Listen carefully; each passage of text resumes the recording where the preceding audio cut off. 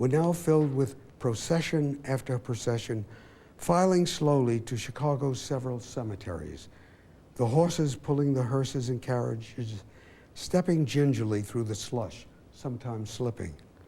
From dawn until into the evening, funeral cortèges moved through the streets in the blinding storm. White hearses bore the bodies of children, black ones, the bodies of adults. Long lines of carriages followed the hearses and plain black wagons that had been preempted for the occasion as they wended their way. At noon, church bells throughout the city tolled a solemn dirge. Those hearing it stood hatless in the snowstorm, their heads bowed. And all during the day, while the silent snow fell and the cortèges carried their sad burdens and tears flooded the eyes of the mourners, there were still heartbroken families going solemnly from one morgue to another morgue to another morgue, trying to locate a wife, a husband, a son, a daughter, a grandchild. An upcoming program on C-SPAN 2's Book TV. You're looking at pictures from Charlottesville, Virginia, which is hosting the Virginia Festival of the Book this week. Over the next 4.5 hours, we'll be bringing you several panels from the event. In about an hour and a half, Charles Bowden, Amy Yarsinski, and Robin Kirk discuss reporting from a war zone. Then, in 3 hours, a panel on the limits of free speech during the war with authors Henry Abraham, Barbara Perry, and Robert O'Neill. First, an event we taped Thursday on the human elements of war, featuring writers Chris Hedges and Kate Hudgens, as well as Roberta Culbertson, director of the Institute on Violence and Survival. Can everyone hear me? Can everyone see me, or do I have these two really bright sort of goggle eyes because of the light there? It's okay? All right.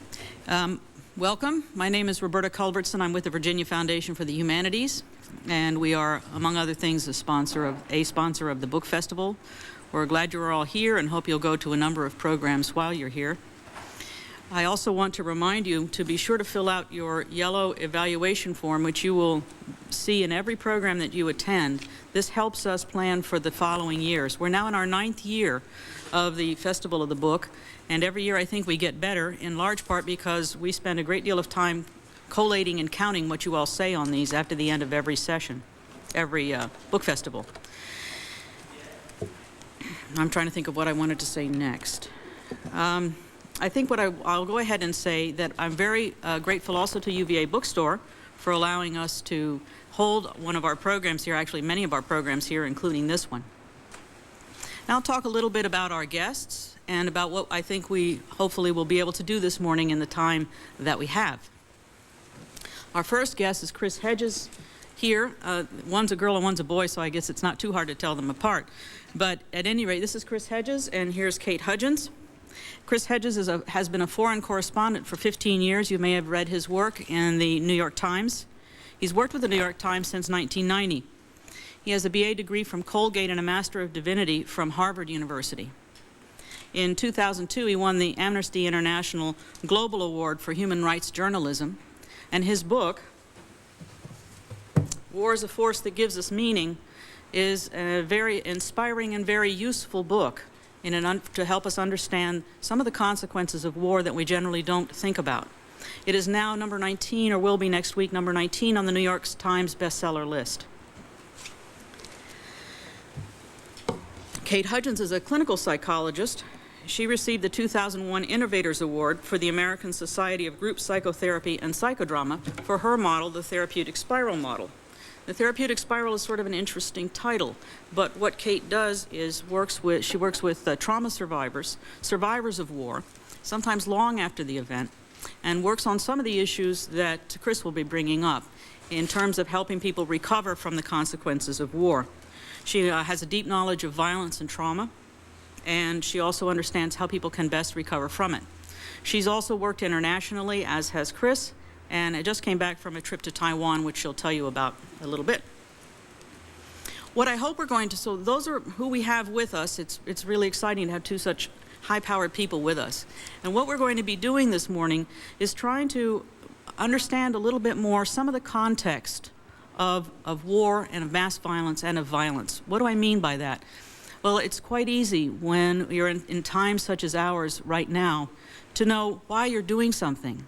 But you don't know, and you maybe even have a vague idea of what you're doing in the sense that we know what we are attempting to accomplish, but we don't always know all of the details of what are the consequences of what we do. What are we actually doing in the field to human beings that I don't, and I'm not trying to be dramatic in that. What I mean is how do our souls change when we take on violence as a tool? Violence is an extremely effective tool, but it's also extremely dangerous.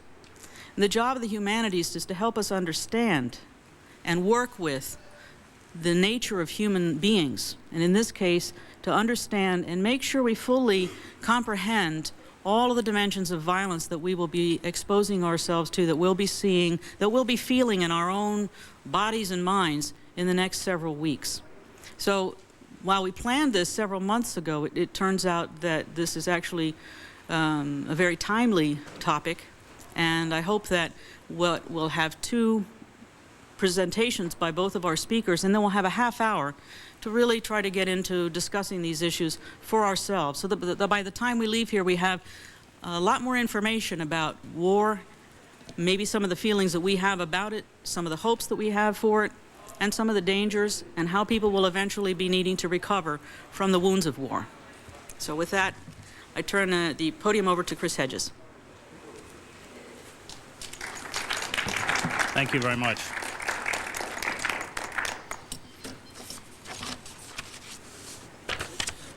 As I speak to you this morning, our nation is at war.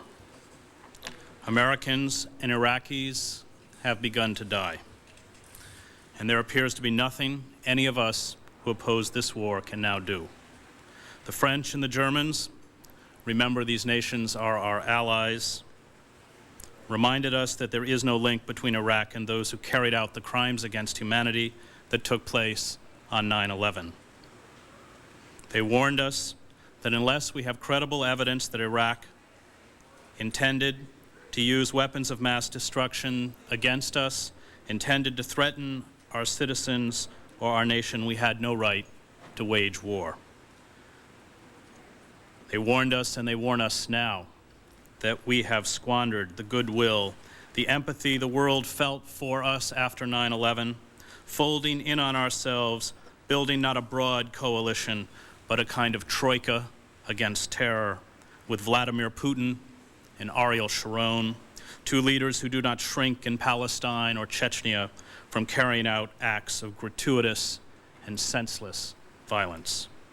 And they warn us that we will suffer the censure and perhaps rage of much of the world, certainly 1/5 of the world's population, which is Muslim, most of whom, I remind you, are not Arab, if we do not maintain rather than shatter alliances. They warn us that real injustices, the Israeli occupation of Palestinian land, the brutal and corrupt dictatorships we fund and arm in Egypt and Saudi Arabia, mean that we will not rid ourselves of the extremists who hate us with bombs. Indeed, we will swell their ranks. They warn us, and we do not listen. We listen now only to ourselves, staring into the pond to see our own reflection, and in that effort, blinding ourselves. The dogs of war are unleashed. And I come to you this morning to warn you that once the dogs of war are unleashed, we do not control them. War has a force and a power of its own. It is a Pandora's box. Once this box is opened, we become pawns. Events we do not expect or anticipate spiral out of control. The blunt and horrible instrument of war is not like surgery. Although with the talk of removing Saddam Hussein, it is often portrayed as a simple surgical procedure. The massive industrial slaughter of modern war pushes us closer towards our own destruction. And sadly, when our friends warn us about our folly, we ridicule them. We make jokes on late-night shows about French culture. The things said to insult the French are nothing short of racist. But racism is always the flip side of nationalism. It is why nationalism and the blind patriotism that comes with it is, in my mind, a disease. So listen to those jokes about the French and tremble for our own myopia and desire for self-destruction. War is a poison. It is a poison that at times we must ingest, just as a cancer patient must ingest a poison to survive. But if we do not understand the poison of war, if we do not know how deadly that poison is, it can kill us just as surely as the disease. And I want to speak of our security not in ways you hear from the Bush White House, led by men who, with the exception of Colin Powell, have not been to war, but from the perspective of someone who has an intimate knowledge of war. I should have been immune to the siren call of war. When my family visited museums, my father, a veteran of World War II, who was a Presbyterian minister, steered us away from the ordered displays of weapons. The VFW Hall in Schoharie, the small town in upstate New York where I grew up, was a spot where men gathered to drink. For us who lived in a manse where there was no alcohol, it might as well have been an opium den. When these paunchy veterans sauntered with their caps in the July 4th parade, my father watched them with disdain. He turned to me when I was about 10 during one of the parades and said, "Always remember, most of those guys were fixing the trucks in the rear." During the Vietnam War, he told me that if war was still being fought when I was 18 and I was drafted, he would go to prison with me. And to this day, I have an image of sitting in a jail cell with my dad. But war is where I ended up. I began covering insurgencies in El Salvador, where I spent 5 years, then went to Guatemala and Nicaragua and Colombia, through the first Intifada in the West Bank and Gaza, the civil war in the Sudan and Yemen, the uprisings in Algeria and the Punjab, the fall of the Romanian dictator Nicolae Ceausescu, the Gulf War, the Kurdish rebellion in southeastern Turkey and northern Iraq, the war in Bosnia, and finally to Kosovo. I have been in ambushes on desolate stretches of Central American roads, shot at in the marshes of southern Iraq, imprisoned in the Sudan, beaten by Saudi military police, deported from Libya and Iran, captured and held prisoner for a week by the Iraqi Republican Guard during the Shiite rebellion following the Gulf War, strafed by MiG-21s in Bosnia, fired upon by Serb snipers, shelled for days in Sarajevo with deafening rounds of heavy artillery that threw out thousands of deadly bits of iron fragments. I have seen too much of violent death. I have tasted too much of my own fear. I have painful memories that lie buried and untouched most of the time. It is never easy when they surface.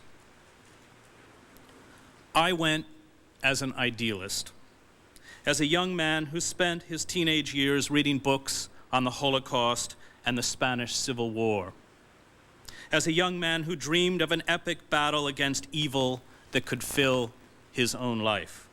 And I thought I would find this battle in Latin America 2 decades ago, when military regimes in Argentina, Chile, and El Salvador tortured and murdered dissidents and ruthlessly crushed all popular dissent. I left seminary to go to El Salvador, and in that decision plunged myself into the culture of war. We have lost touch with the essence of war. Following our defeat in Vietnam, we became a better nation. We were humbled, even humiliated. We asked questions about ourselves we had not asked before.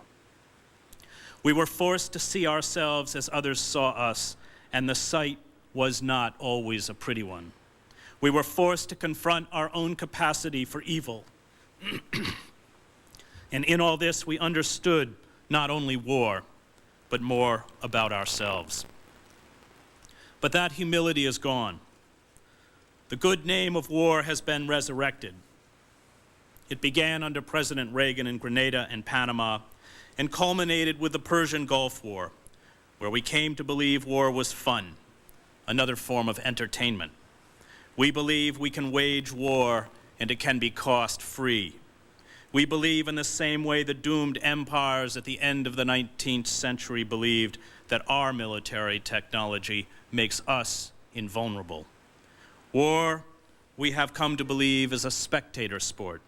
The military and the press, and remember, in wartime, the press is always part of the problem, have turned war into a vast video arcade game. Its very essence, death, is hidden from public view. There was no more candor in the Persian Gulf War or the war in Afghanistan, and there will be no more candor in this war with Iraq than there was in Vietnam. But in an age of live feeds and satellite television, the state and the military has perfected the appearance of candor. And because we no longer understand war, no longer understand that it can all go horribly wrong, we no longer realize that war begins by calling for the annihilation of others, but ends if we do not know when to make or maintain peace with self-annihilation. We flirt, given the potency of modern industrial weapons, with our own destruction. And we do so not for the vaunted war on terror, but for America's right to control the world's oil supply, for what a senior administration official told the New York Times were the spoils of war. If this was a war on terror, we would be attacking North Korea, a nation that has at least 2 or 3 nuclear weapons and 5,000 tons of poison gas and germs, plus the missiles and artillery to deliver them to Seoul, the 37,000 U.S. troops in South Korea, all of Japan, and U.S. bases in Okinawa and Guam. But we do not attack North Korea, which is also trying to build an ICBM to deliver a nuclear warhead to the continental United States. But we try to buy them off with $4 billion in oil, food, and nuclear reactors. We plead, we cajole, we turn our backs on a problem that, like Al-Qaeda, I believe, is a serious and a real crisis for a war that is about American empire. The seduction of war is insidious because so much of what we are told about war is true. It does create a feeling of comradeship, which obliterates our alienation and makes us, for perhaps the only time in our life, feel that we belong. War allows us to rise above our small stations in life. We find nobility in a cause and feelings of selflessness and even bliss. And at a time of soaring deficits and financial scandals, of the very deterioration of our domestic fabric, war is a fine diversion. War for those who enter into combat has a dark beauty, filled with the monstrous and the grotesque.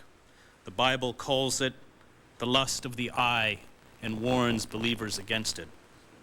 War gives us a distorted sense of self. It gives us meaning.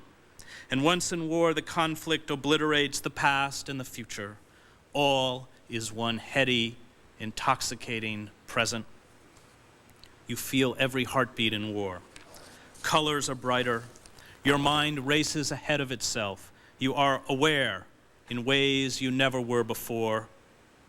War is Zen. And they do tell you this.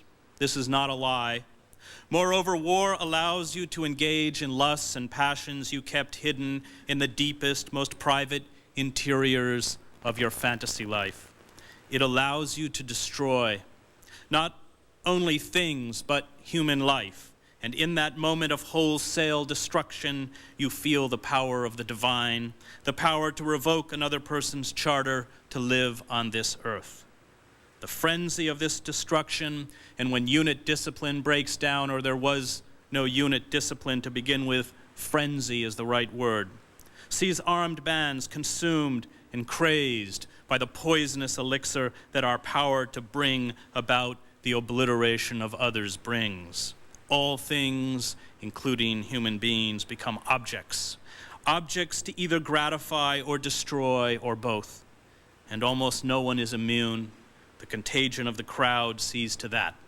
Force, Simonville writes, is as pitiless to the man who possesses it, or thinks he does, as it is to its victims. The second it crushes, the first it intoxicates. Only when we are in the midst of conflict does the shallowness of much of our lives become apparent. Does the emptiness of a society that seeks fulfillment in the acquisition of things and wealth and power push us to peer into our own hollowness? Trivia dominates our conversations and increasingly our airwaves, and the purpose of war is enticing. It gives us a resolve. It allows us to be noble, and those that have the least meaning in their lives, the impoverished Palestinian refugees in Gaza, the disenfranchised North African immigrants in France, even the legions of youth that live in the splendid indolence and safety of the industrialized world, are all susceptible to war's appeal. I do not miss war, but I miss what it brought. I can never say I was happy in the midst of the fighting in El Salvador or Bosnia or Kosovo, but I had a sense of purpose. And this is a quality war shares with love, for we are also able to choose fealty and self-sacrifice over security for those we love. This is why war, at its inception, always looks and feels like love, the chief emotion war destroys. We are tempted, indeed even encouraged, to reduce life to a simple search for happiness. Happiness, however, withers if there is no meaning. The other temptation is to disavow the search for happiness in order to be faithful to that which provides meaning. But to live only for meaning, indifferent to all happiness, makes us fanatic, self-righteous, cold. It leaves us cut off from our own humanity and the humanity of others. The ancient Greeks understood the perverse attraction between love and death in wartime. When Achilles kills Penthesilea, the queen of the Amazons in the Trojan War, he falls in love with her as she expires on the battlefield. He murders love. Aphrodite, the goddess of love, had an illicit affair with Ares, the god of war, who was hated by nearly all the other gods, with the exception of the god of the underworld, to whom he steadily brought new souls. I want to talk to you about an emotion you may feel now, you will certainly feel as this war progresses: comradeship. And I want to warn you not to confuse this with friendship, with love. There are those who will insist that the comradeship of war is love, that the ecstatic glow that makes us in war feel as one people, one entity is real, but this is part of war's intoxication. In war, we no longer feel alone. We connect with strangers, even with people we do not like. We feel we belong, that we are wrapped in the embrace of the nation, the community. In short, we no longer feel alienated. And as this feeling dissipated in the weeks after 9/11, there was a kind of nostalgia for its warm glow. Wartime always brings with it comradeship. It is what soldiers seek in reunions after the war to recreate. And we think this is love, this is friendship, but it is the very opposite. As J. Glenn Gray points out in his book Warriors, Reflections on Men in Battle, friends are predetermined. Friendship takes place between men and women who possess an intellectual and emotional affinity for each other. Many of us will admit, if we are honest, that we never really had a friend, and the most fortunate of us have very few. But comradeship, that ecstatic bliss that comes with belonging to the crowd in wartime, is within our reach. We can all have comrades. The danger, the external threat that comes when we have an enemy does not create friendship. It creates comradeship. And those in wartime, just as those who live through danger and trial as a group, are deceived about what they are undergoing. This is why once the war ends, once the period of trial is over, these comrades once again become strangers to us. And this is why, after war, we sink into such despair. In fact, comradeship is the very opposite of friendship. In friendship, there is a deepening of our sense of self. We become, through friends, more aware of who we are and what we are about. We find ourselves in the eyes of the friend. Friends probe and question and challenge us to make us more complete. They draw the secrets out of us and know finally that inner core of being. In comradeship, the kind that comes to us in patriotic fervor, there is a complete suppression of self-awareness, self-knowledge, self-possession. Comrades seek to lose their identities in wartime in the collective rush of a common cause, a common purpose. They are like erotic lovers. In comradeship, life is ecstatic, corporate, as opposed to friendship, where life is singular, individual. In comradeship, there are no demands on the self. This is part of its appeal and one of the reasons we miss it and seek to recreate it. Comradeship allows us to escape the demands on the self that is part of friendship. And this is why once the war is over, once the danger that has linked us together is past, the feelings we have are extinguished. In wartime, we no longer face death alone, but as a group. And this makes death easier to bear. We ennoble self-sacrifice for the other. In short, we worship death. And this is what the God of war demands from us. Think of what it means to die for a friend. The act is deliberate and painful. There is no ecstasy. For friends, dying is hard and bitter. Both lose the dialogue they have and cherish may never be recreated. Friends do not, the way comrades do, love death and sacrifice. To friends, the prospect of death is frightening, and this is why friendship, or let me say love, is the most potent enemy of war. You do not see war in the images of war, films, novels, and the mythic narratives the government and the press spins out for you. War is carefully packaged, the way tobacco or liquor companies package their own poisons, but the titillation is there, although it is given a coherency and logic it rarely has in battle. We taste a bit of war's exhilaration in the images, but are safe. And in this safety, we are fooled into believing that we can control war instead of the awful fact that war always controls and ultimately, if we do not get out, destroys us. We can thrill in the perversity of war even as we watch films or read books that are meant to denounce war.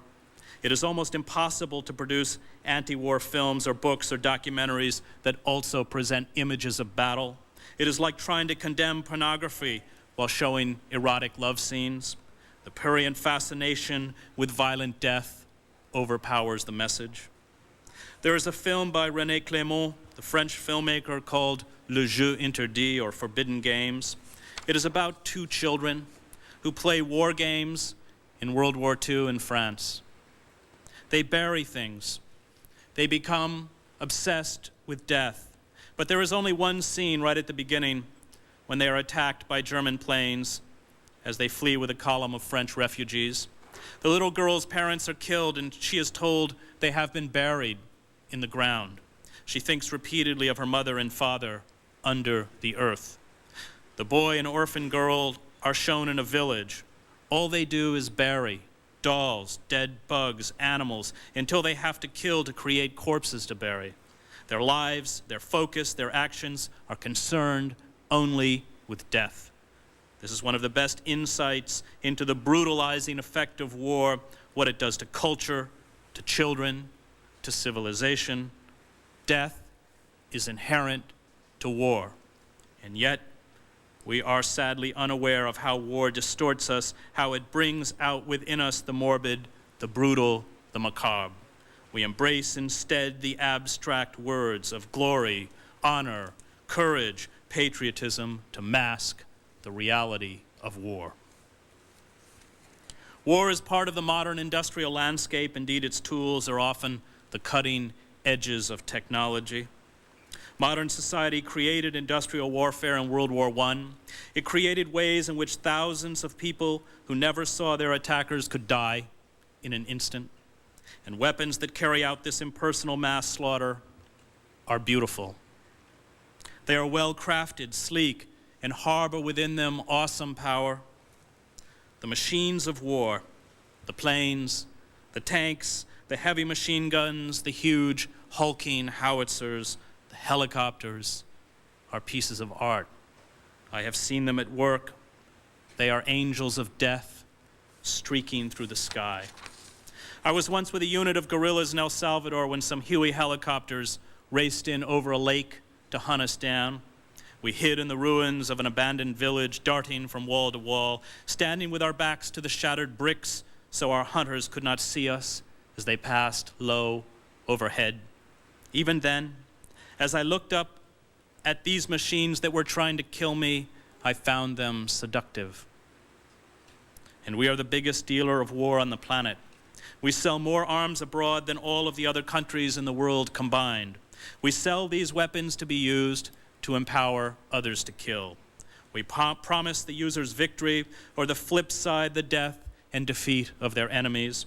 Once these weapons are acquired, once a state or an ethnic group feels emboldened with these weapons, they must then manufacture war itself, manufacture the need for war. We make the tools, and many times we make the war too. The chief institutions that peddle war are the state and the press. This has been true since the creation of the modern war correspondent in the Crimean War. Nearly every war correspondent sees his or her mission as sustaining civilian and army morale. The advent of photography and film did little to alter the incentive to boost morale, for the lie in war is almost always the lie of omission. The blunders and senseless slaughter by our generals, the ruthless murder of prisoners and innocents, and the horrors of wounds are rarely disclosed, at least during a mythic war, to the public. And when that myth is punctured, as it was in Vietnam, only then does the media begin to report in a sensory rather than a mythic manner. But it simply reacts to a public that has changed its perception of war. Newspapers and televisions have always found that mythic war reporting sells papers and boosts ratings. Look at CNN, Fox, MSNBC. Real reporting does not. The coverage in the last Persian Gulf War was typical. The international press willingly administered a restrictive pool system on behalf of the military, one that saw a handful of reporters escorted by officers among the troops. These pools filed reports to the bulk of the press that sat rewriting the stories or sharing the pool video in hotel rooms. And in the management of that war, the press parroted back to you lie after lie after lie. Think back, for those of you who remember, what images you were fed during the Persian Gulf War. From the coverage, you would believe that we used precision-guided weapons to hit specific targets, take out planes and Scud missiles. But these weapons were only a tiny percentage. I was with the Marines on the front line. I went into Kuwait with them. And night after night, I watched huge fireballs shoot up from the Iraqi lines, where Vietnam War-era B-52 bombers were dropping hundreds of thousands of pounds of iron fragmentation bombs on southern Iraq. And I was in southern Iraq after the war, where perhaps as many as 85,000 Iraqi civilians were killed, and I saw the devastation, the destroyed water purification plants, the wrecked roads, bridges, electrical plants, factories, buildings. But this was not the perception handed to the press, and no one was there to report it. just as there were no reporters allowed to cover the return of our own war dead to Dover Air Force Base, because those who wage war today for American empire do not want you to see what war is about, because you might think twice about waging it. Not that any of this is new in wartime. The first casualty, Senator Hiram Johnson said in 1917, when war comes, is truth. When Iraqi troops seized the Saudi border town of Hafji, sending Saudi soldiers fleeing out in a panic, the flight was covered up. 2 French photographers and I watched as frantic Saudi soldiers raced away from the fighting. Dozens crowded on a fire truck that tore down the road. U.S. Marines were called in to push the Iraqis back. We stood on rooftops with young radio marine operators who called in airstrikes as units pushed through the streets under heavy fire. Yet, back in Riyadh and Dhahran, the world was told of our gallant Saudi allies defending their homeland. The press bus stopped a few miles down the road, allowed television reporters to do stand-ups with the distant sound of artillery and smoke as a backdrop for the lie the Pentagon wanted told. Once in a conflict, once we live in the midst of fighting, we are moved from the abstract to the real, from the mythic to the sensory. No soldier after 30 seconds of combat believes the myth anymore. It is why wounded Marines threw their bedpans at John Wayne when he visited them in a hospital in World War II. When this move takes place, we have nothing to do with a world not at war. The world, when we return to it, is viewed from the end of a very long tunnel. There they still believe, there they do not understand. We feel different, wiser, greater. And that experience is so overpowering that if we can control our fear, we go back to seek it out again. War is addictive. Indeed, it is the most potent narcotic invented by humankind. The first time I was in an ambush was in the Salvadoran town of Suchitoto. It was a dreary peasant outpost made up of stucco and mud and wattle huts off the main road. The town was surrounded by the Farabundo Martí National Liberation Front rebels, who, when I arrived in El Salvador, were winning the war. The government forces kept a small garrison in the town, although its relief columns were regularly ambushed as they ambled down the small strip of asphalt surrounded by high grass. It was one of the most dangerous spots in El Salvador. The rebels launched an attack to take the town, and a convoy of reporters in cars marked with TV and masking tape on the windshields hightailed it to the small bridge that led to the lonely stretch of road into Suchitoto. We stopped for the familiar ritual of getting high, something as a print reporter who could scramble to safety I did not do, but something the photographers who would stand and take pictures found a necessary balm to their nerves. Then we moved slowly down the road, the odd round fired ahead or behind us. We made it to the edge of town where we ran into rebel units, now accustomed to the follies of the press. On foot we moved through the deserted streets, the firing from the garrison becoming louder as we weaved our way with rebel units to the siege that had been set up. And as I rounded a corner, several full bursts of automatic fire rent the air. Bullets hit the mud wall behind me. We dove onto the dirt. The rebels I was with began to fire noisy rounds from their M16 assault rifles. The scent of cordite filled the air. Dust was in my eyes. I did not move. I began to pray. God, I prayed, if you get me out of here, I will never do this again. I felt powerless, humiliated, weak. I dared not move. I could see the little sprays of dirt the bullets threw up. Rebels around me were wounded and crying out in pain. One died yelling out in a sad cadence for his mother. His desperate and final plea cut through the absurd posturing of soldiering. At first, his cries haunted me. Soon, I only wished him to be quiet. Mama, Mama, Mama. The firefight seemed to go on for an eternity. I cannot say how long I lay there. It could have been a few minutes. It could have been an hour. Here was war, real war, sensory war, not the war of the movies and the novels I had consumed in my youth. It was horrifying, confusing, numbing, and nothing like the myth I had been peddled. There was nothing gallant or heroic, nothing redeeming. I realized at once that it controlled me. I would never control it. In a lull, I made a dash across an empty square to find shelter behind a house. My heart was racing. Adrenaline coursed through my bloodstream. I was safe.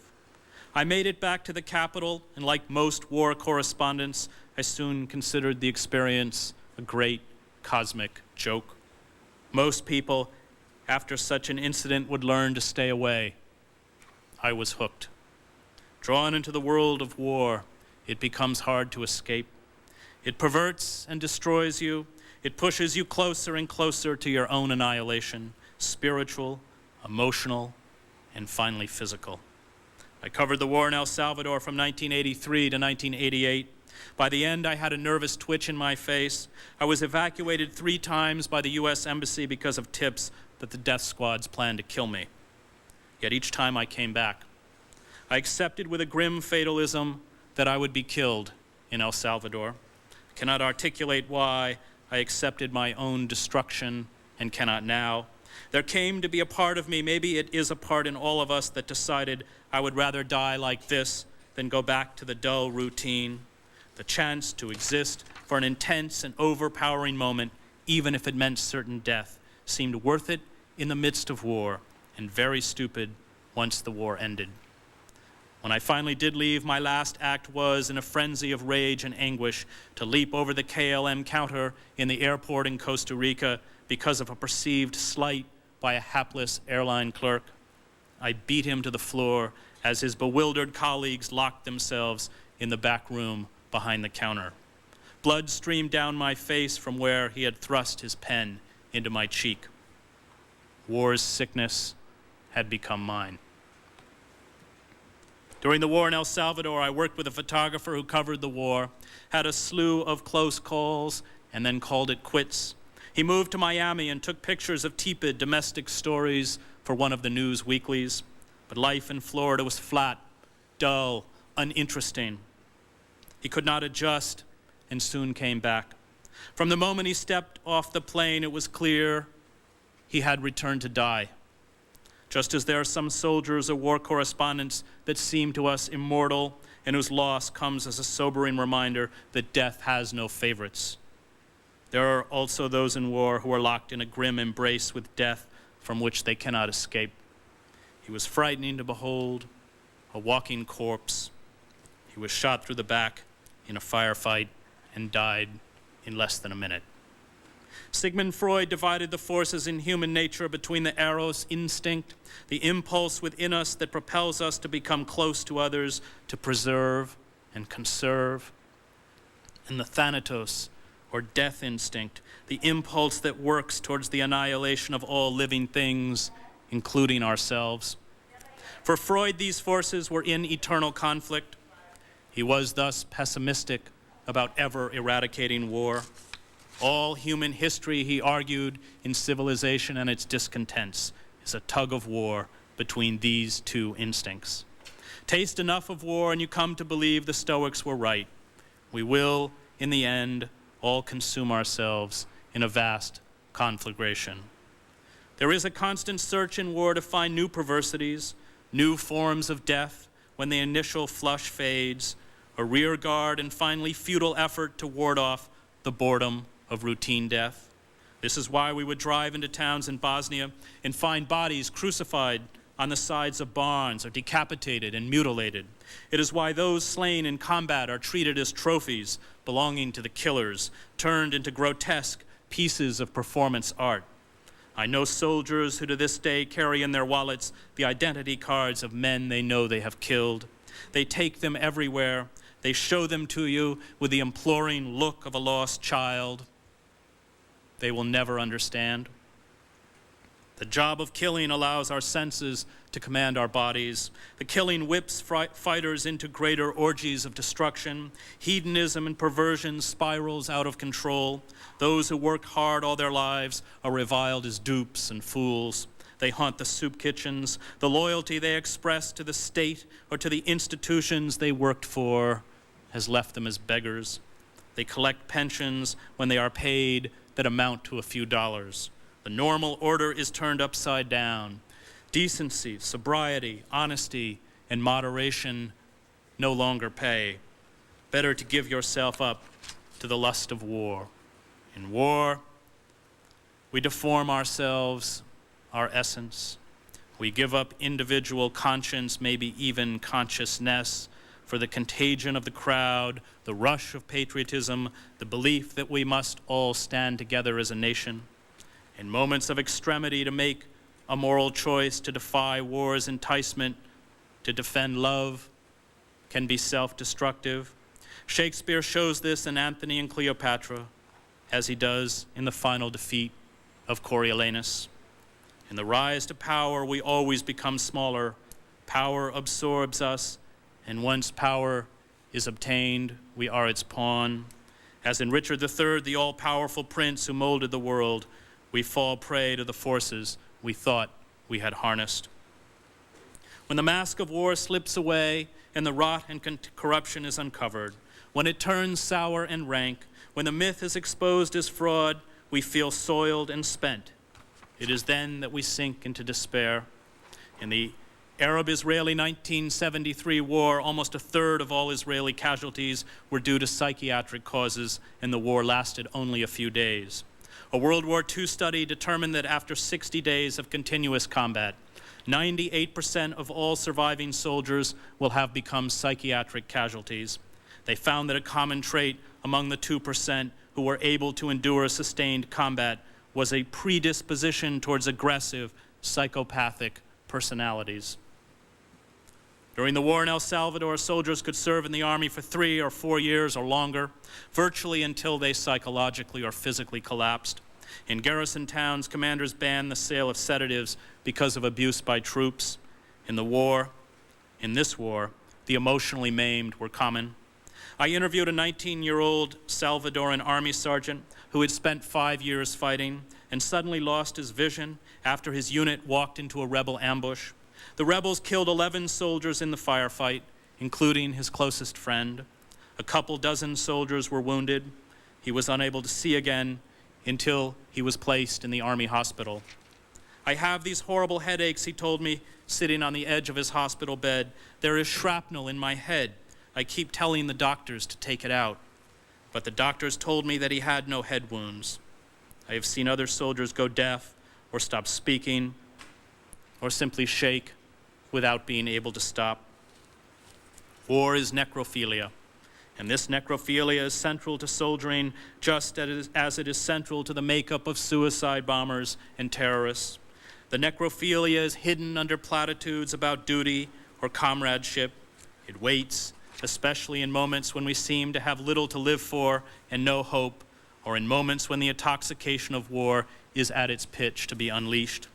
And when we spend long enough in war, it comes to us as a kind of release, a fatal and seductive embrace that can consummate the long flirtation with our own destruction. War ascendant wipes out eros. It wipes out all delicacy and tenderness, and this is why those in war swing from rank sentimentality to perversion with little in between. When we see this, when we see our addiction for what it is, when we understand ourselves and how war has perverted us, life becomes hard to bear. John Steele, a cameraman who spent years in war zones, had a nervous breakdown in a crowded Heathrow airport in 1994 after returning from Sarajevo. He understood the reality of his work, a reality that stripped away the self-righteous, high-octane gloss. I came back from Sarajevo, he said. We were in a place called Sniper's Alley, and I filmed a girl there who had been hit in the neck by a sniper's bullet. I filmed her in the ambulance, and only after she was dead, I suddenly understood that the last thing she had seen was the reflection of the lens of the camera I was holding in front of her face. A year after the war in Sarajevo, I sat with Bosnian friends who had suffered horribly. A young woman, Liliana, had lost her father, a Serb who refused to join the besieging Serb forces around the city. She had been forced a few days earlier to identify his corpse.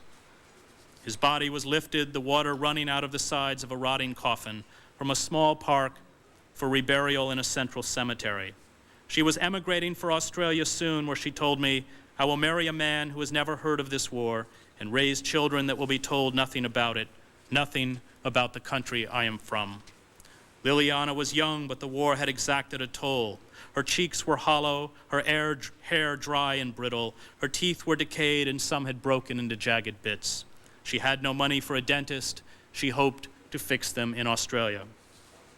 Yet all she and her friends did that afternoon was lament the days when they lived in fear and hunger, emaciated, targeted by Serbian gunners on the heights above. They did not wish back the suffering, and yet they admitted these may have been the fullest days of their lives. They looked at me in despair. I knew them when they were being pounded by hundreds of shells a day, when they had no water to bathe in or wash their clothes, when they huddled in unheated, darkened flats as sniper bullets hit the walls around them. But what they expressed was real. It was the disillusionment with a sterile, futile, and empty present. Peace had again peeled back the void that the rush of war, of battle, had filled. Once again they were, as perhaps we all are, alone, no longer bound by that common sense of struggle, no longer given the opportunity to be noble, heroic, no longer sure what life was about or what it meant.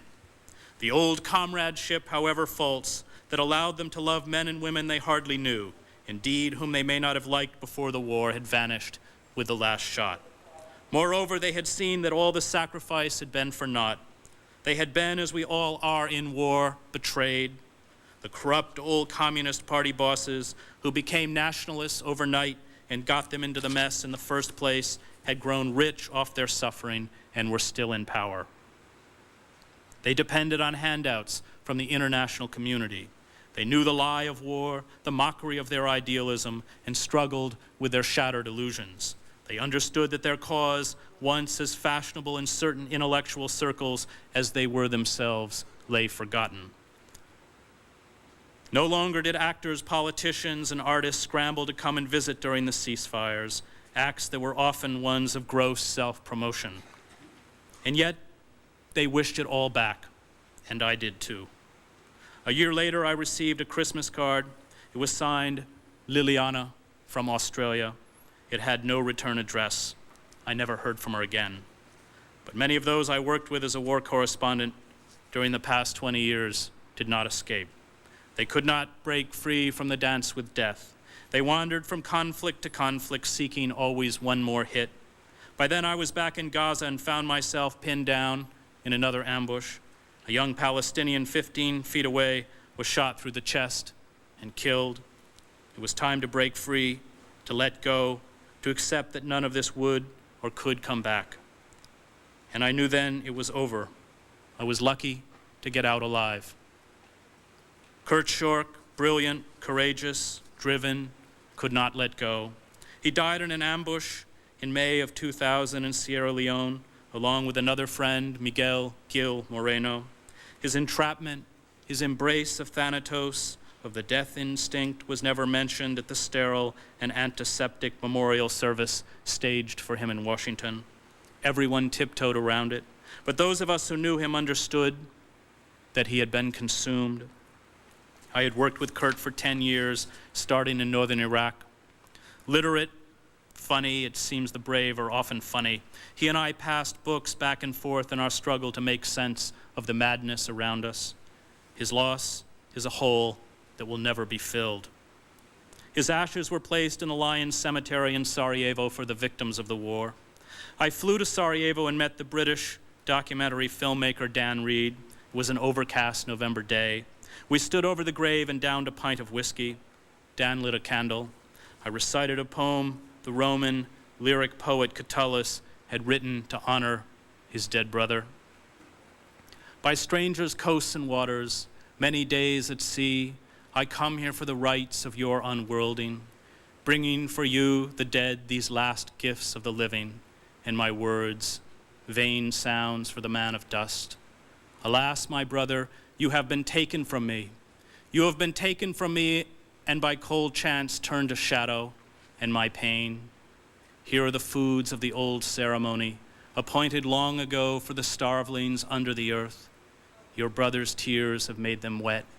Take into eternity my hail and my farewell. It was there, among a few thousand war dead, that Kurt belonged. He died because he could not free himself from war. He was trying to replicate what he had found in Sarajevo, but he could not. War could never be new again. Kurt had been in East Timor and Chechnya. Sierra Leone, I was sure, meant nothing to him. Kurt and Miguel could not let go. They would be the first to admit it. Spend long enough in war and you cannot fit in anywhere else. It finally kills you. It is not a new story. It starts out like love, but it is death.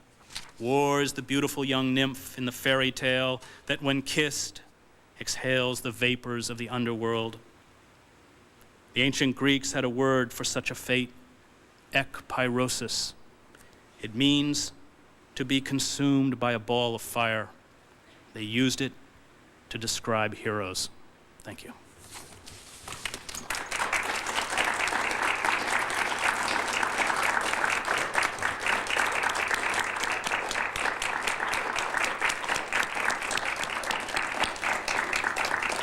I'll say thank you very much to Chris. I have made a terrible blunder in my way, and I realize that we need to end before too long in order to allow time for book signing.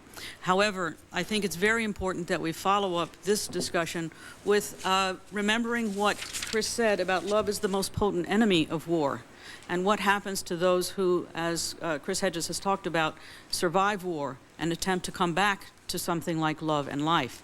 And so I want to give some time to Kate to talk to you about that and her work, and perhaps we'll reduce, with you all's permission, we'll reduce the book signing a little bit.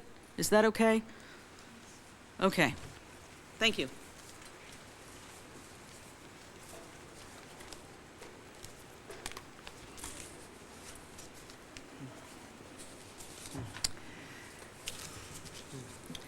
I watched your faces as you listened to Chris, and I watched the feelings that people were showing.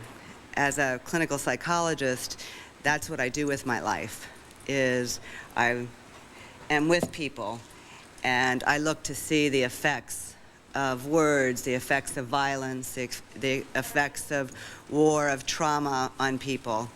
And the message that I want to give and bring to you today is one of hope, that the effects of violence are the same no matter what the cause of violence. Whether my career started out working with men and women who had been sexually abused, who had experienced domestic violence.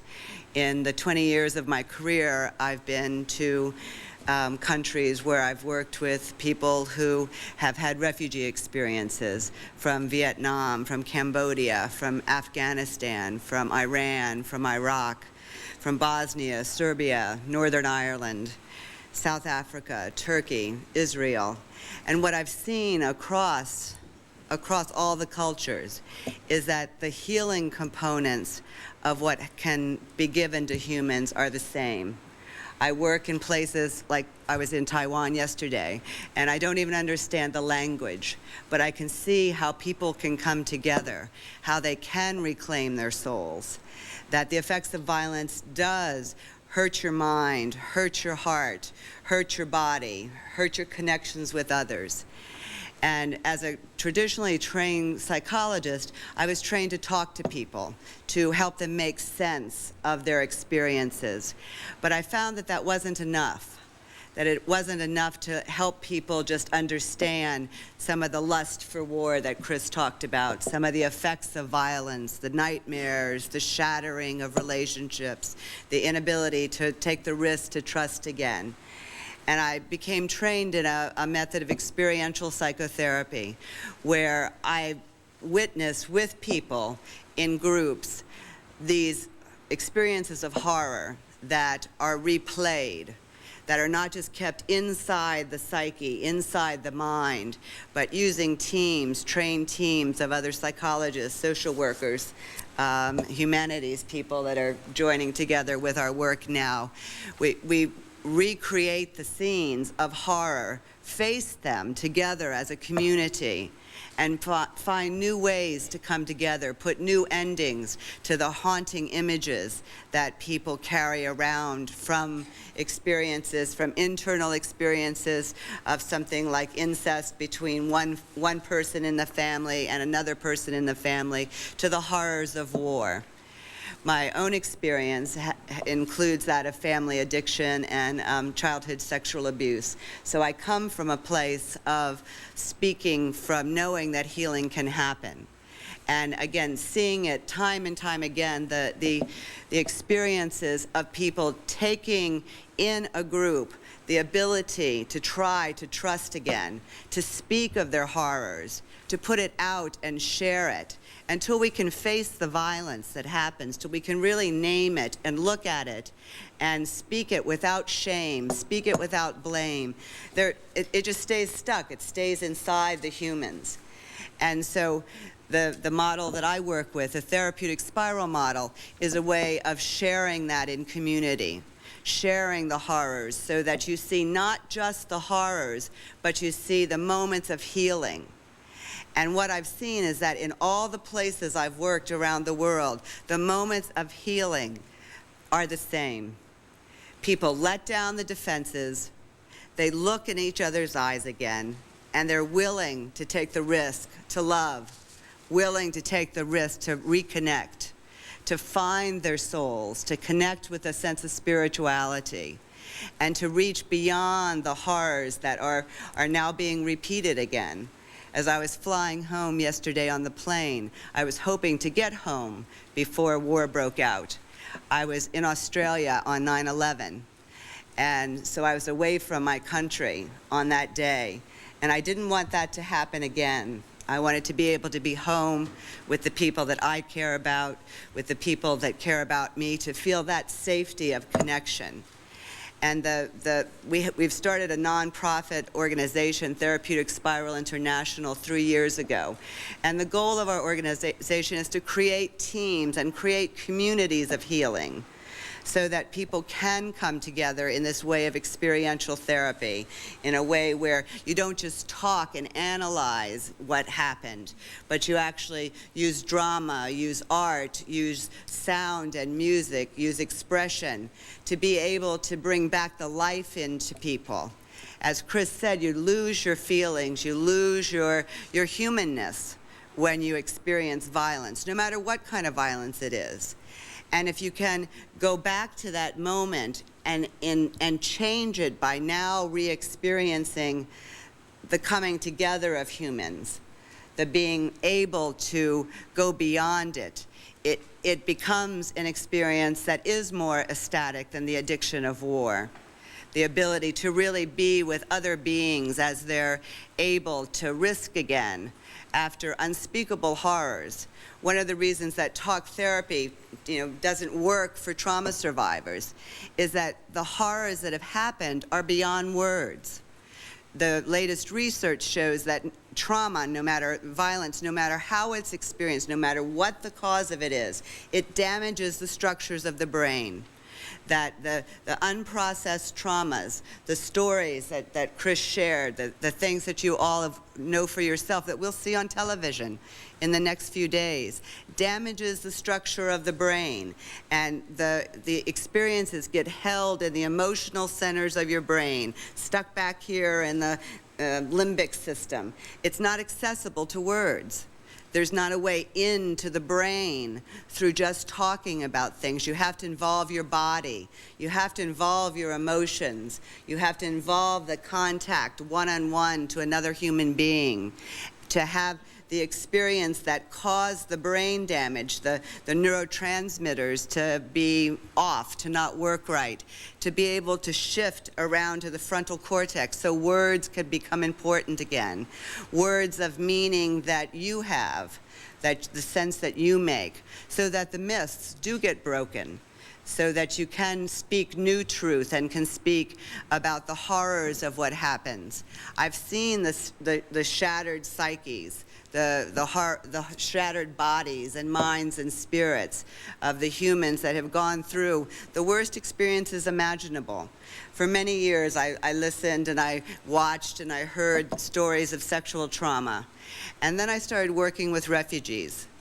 And I found there that the acts that humans can do to each other, the tortures, the religious and political persecutions, are so far beyond anything that you can truly hold in your mind to believe happened.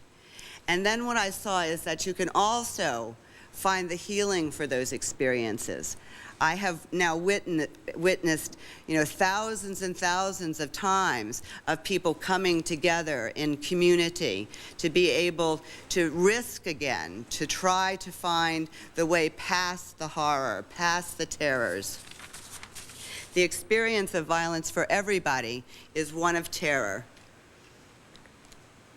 That's the core experience, being terrorized and being helpless, that causes mental health, psychiatric problems such as post-traumatic stress disorder.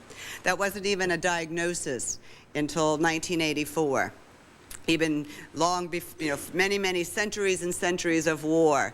And then finally, the effects of violence got a name, post-traumatic stress disorder. It's a mental health response, a psychiatric response to real trauma. It's not people making up things that happened. They actually experience a trauma, the nightmares, the flashbacks, the body memories, the ways that the trauma continues to haunt are real.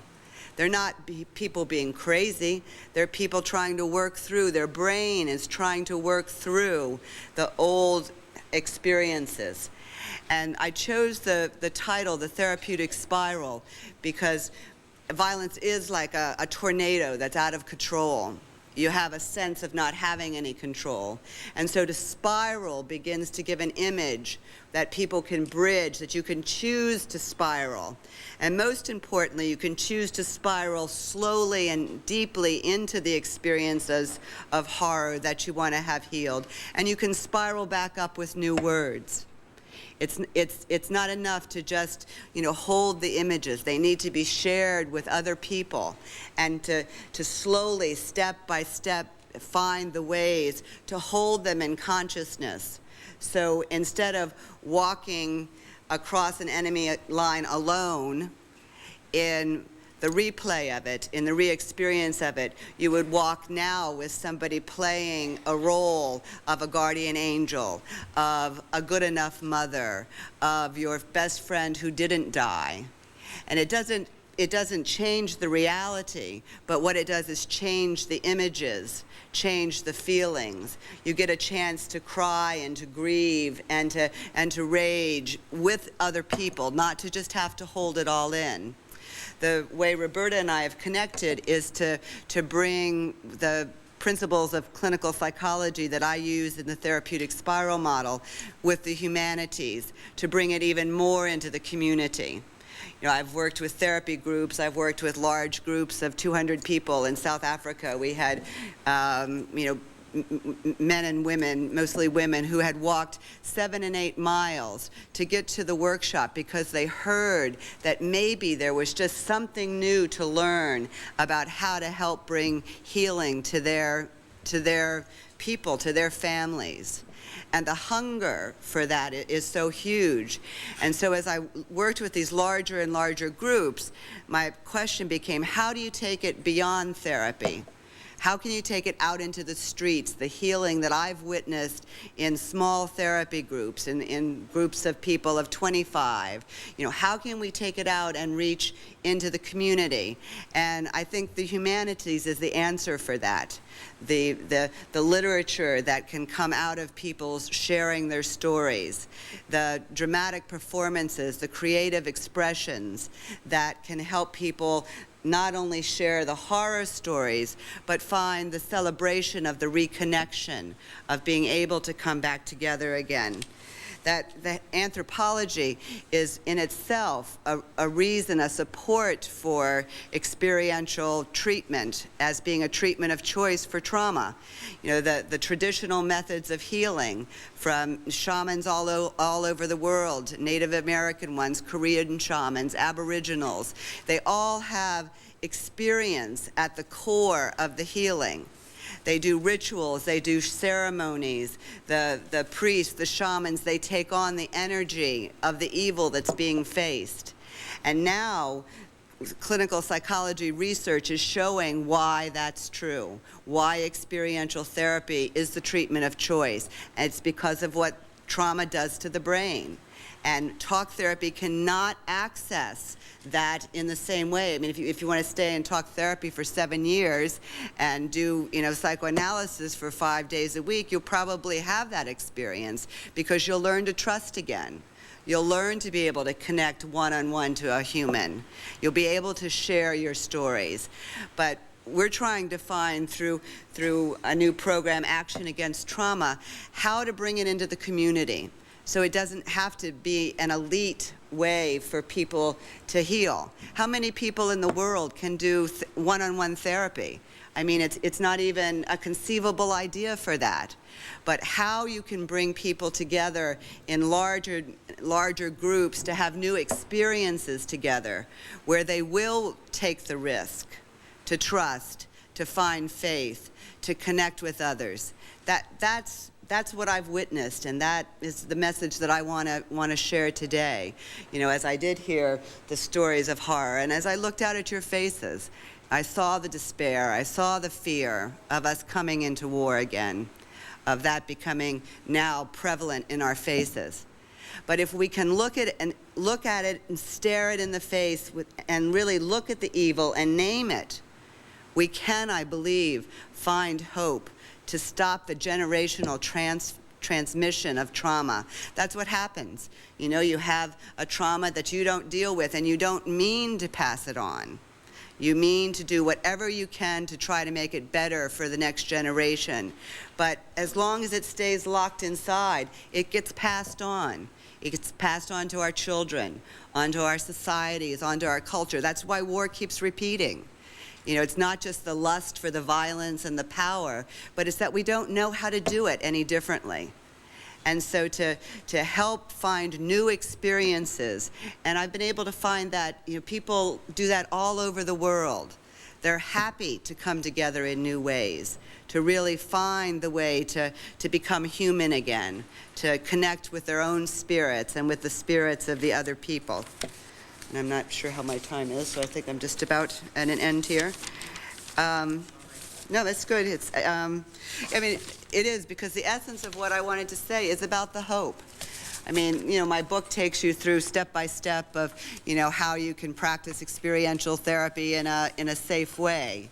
But that's not really the message I wanted to bring here today. Most of you probably aren't clinicians. Some of you may be. And the book is helpful just in being able to understand about trauma. But to leave you with the message that we don't have to end in despair, that as we watch the images of the violence that will occur on the television, and we'll be impacted by that. You can get secondary PTSD just from watching it on the television. You know, in many ways, we as Americans are a very privileged society and a privileged group of people. And I've seen that as I've gone around the world and seen the lack of privilege. And I believe we have a responsibility as a culture to reach out with messages of hope. I mean, if we could only spend the money that we're spending on the bombs in humanitarian aid and truly make a difference. But we can only do that one person at a time. So each person can take their own responsibility for finding those new experiences, whether it's through a therapy model or through a community practice or through however you connect, is the message that I hope to leave you with.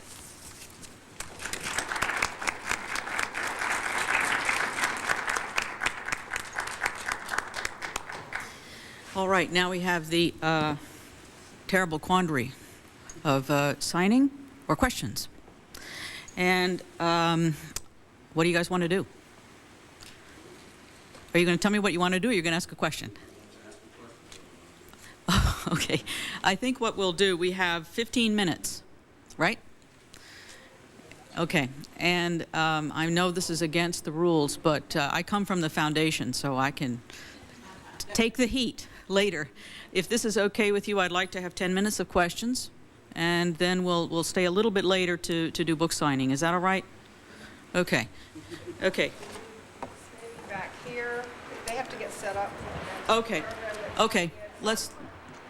Go on for a few minutes and then we can move this on. Okay. I'm really sorry, but we just all have so much to say. Okay. And no, you guys have questions. All right. Questions? Yes, sir. Yes, thank you. Chris, let me just say I felt your words were perspicacious and brilliant and true. Here we are, a small group of people, you know, get the word out. But with the immensity of the media just drowning us, how do you get that word out? How do you demonstrate to more Americans of what that triumvirate is doing in the White House? The problem in wartime is that it always begins with the destruction of culture, of our own culture. And the most effective way the state has to accomplish that is by taking away our language. And it gives us the words and the cliches by which we speak about the experience we're undergoing, so that it becomes very hard to think outside the box. And I don't own a television because I don't want those phrases pounded into my brain on 24-hour news cycles. The war on terror, countdown with Saddam, showdown with Iraq. Once you rob language, once they give us the words by which we have to speak about what we're undergoing, it becomes almost impossible to express the disquiet that we feel, and I think that many of us feel. We saw this in Bosnia, and in a place like Mostar, where you had young men who had grown up together, who had gone to school together, attended each other's weddings, slept in each other's houses, sitting in trenches often a few yards apart where at night they could still speak to each other, killing each other. Yet they didn't have the words by which they could express what it was they're doing. When you asked them why they were fighting, they spat back at you those kind of cliches that were pounded into them day after day after day after day. And I'm not picking on the Bosnians because now we're the same. And what it does is turn the other into an object. It denigrates the other. It turns the other into a caricature. And when we go to war, of course, the other side is doing the same. So that until you can recreate an authentic language, and that has a lot to do with allowing authentic culture, which is always about self-examination and self-critical, to again become ascendant or at least have its proper place in a society, you are rendered mute. I think we've all become, in wartime, like Othello, who's so consumed by jealousy that at one of the final moments before he turns to kill Desdemona, he says, "Goats and monkeys, goats and monkeys." The most poetic man in Venice, a man who wooed not only his love but the state with words. And that's why in Bosnia or in Cyprus you do not have peace. You have the absence of war. In Bosnia, or with the Turks and Greeks in Cyprus, students learn different histories, both of which are a lie. And this is, of course, touches upon the brilliance of the Truth and Reconciliation Commission in South Africa, where, although the torturers and the killers of the apartheid regime were given an amnesty, to do so they had to confess their crimes. And what they were doing is returning to South Africans' language, a narrative, a common narrative by which you can build and maintain peace. And it's always the same disease. I woke up a few weeks after 9/11 and I looked around New York with people driving down the street waving big obnoxious flags, and I thought, we've all become the Serbs. And that's what's so terrifying about war. It doesn't matter whether I'm in Argentina or Israel or Bosnia or El Salvador. It's the same disease, and we have it. Yes. But I want to ask you, one of my concerns is that we not only export war, but we import it. After the war is over, you bring back a culture of 300,000 soldiers who come back, and caught in that patriotism is a new cycle that begins again, which Right. means that we just continue in this. You touch upon, for me, a very important point. And, you know, when we look at the destruction of war, we always look at the physical destruction. You take Bosnia, which I covered, the bridges, the buildings, the infrastructure. But probably more dangerous is that unseen psychological destruction. And one of the benefits that we as a country have from the legacy of our debacle in Vietnam is that because it was a defeat, we have not permitted Vietnam veterans to mythologize the war the way we have with World War II veterans. They suffer more trauma because of it, but they also speak a lot more truth about war. And they have a lot to tell us, and we're not listening. It has been done since the Iliad, when Nestor got up and talked about the age of heroes. We look back on past conflicts, we elevate and exalt those that carried it out, the greatest generation, and what we're doing, in essence, is creating and perpetuating that myth of war. I grew up in a family, my father and all my uncles fought in the war, one of whom fought in the South Pacific. He was in the regular army in 1939, eventually was wounded, and never recovered. He never was able to hold down a job. He was a burden on our family. It was particularly difficult because as an alcoholic, and my father and mother did not drink, and he drank himself to death in a trailer. And I don't think that's an uncommon story. That's a silent story. That's what war does. So, yes, we bring back people who are maimed and brutalized, and then we discard them, and we don't listen to them. War is always about betrayal. It is about betrayal of the young by the old, and it is about betrayal of soldiers by politicians. A question for Kate? Yes. Just to make sure. Kate, what would you recommend for people who are... What? Talking to the mic. Okay, Talking to the mic. oh, here. I'm okay now? Oh, okay. Yeah, people who live alone, are isolated, and who are so traumatized that they can't watch television, they can't read the newspapers, they don't have the benefit of groups like yours. What would you recommend for people like that? Right. I mean, that's where I see that, you know, each individual human being can start trying to reach out. That if you find your courage, if you can build up your courage, you know, to reach out to the people that are isolated, to reach out to the people that, because of their own traumas, can't even leave their homes. To take that responsibility, to be able to for yourself to say, oh yes, I see that person that's drinking themselves to death in the trailer. Yes, I see the person who is, you know, that looks crazy all the time, and to ask them about themselves, you know, and just begin the process of being human with another person. Little small things like that are what can make a difference. Thanks. Let's have one last question for either. Okay.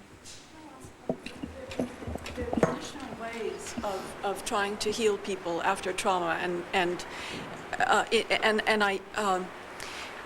I'm thinking of situations like Rwanda and Mozambique. South Africa is not the only model.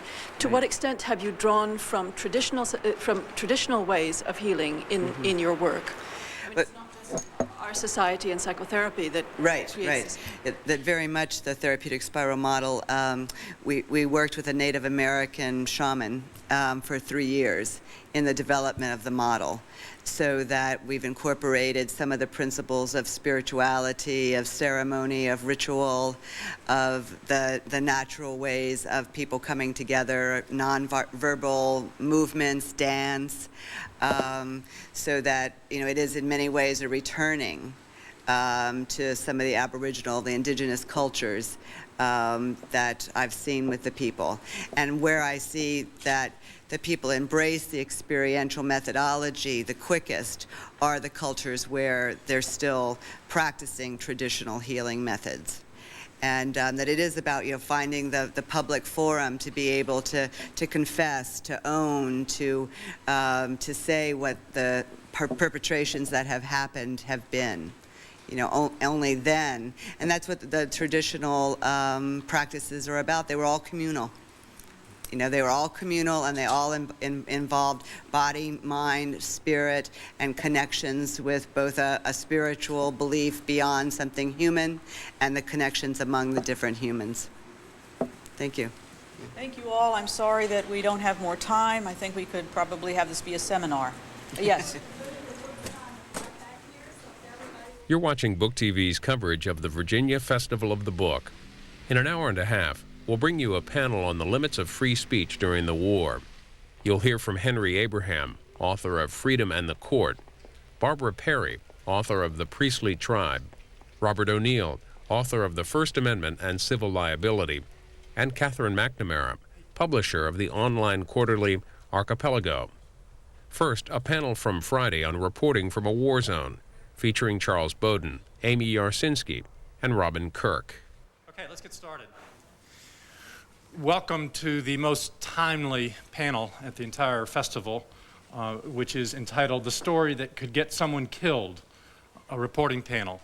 And you'll notice that all three of the books that we'll be talking about today concern wars in which the United States has been involved.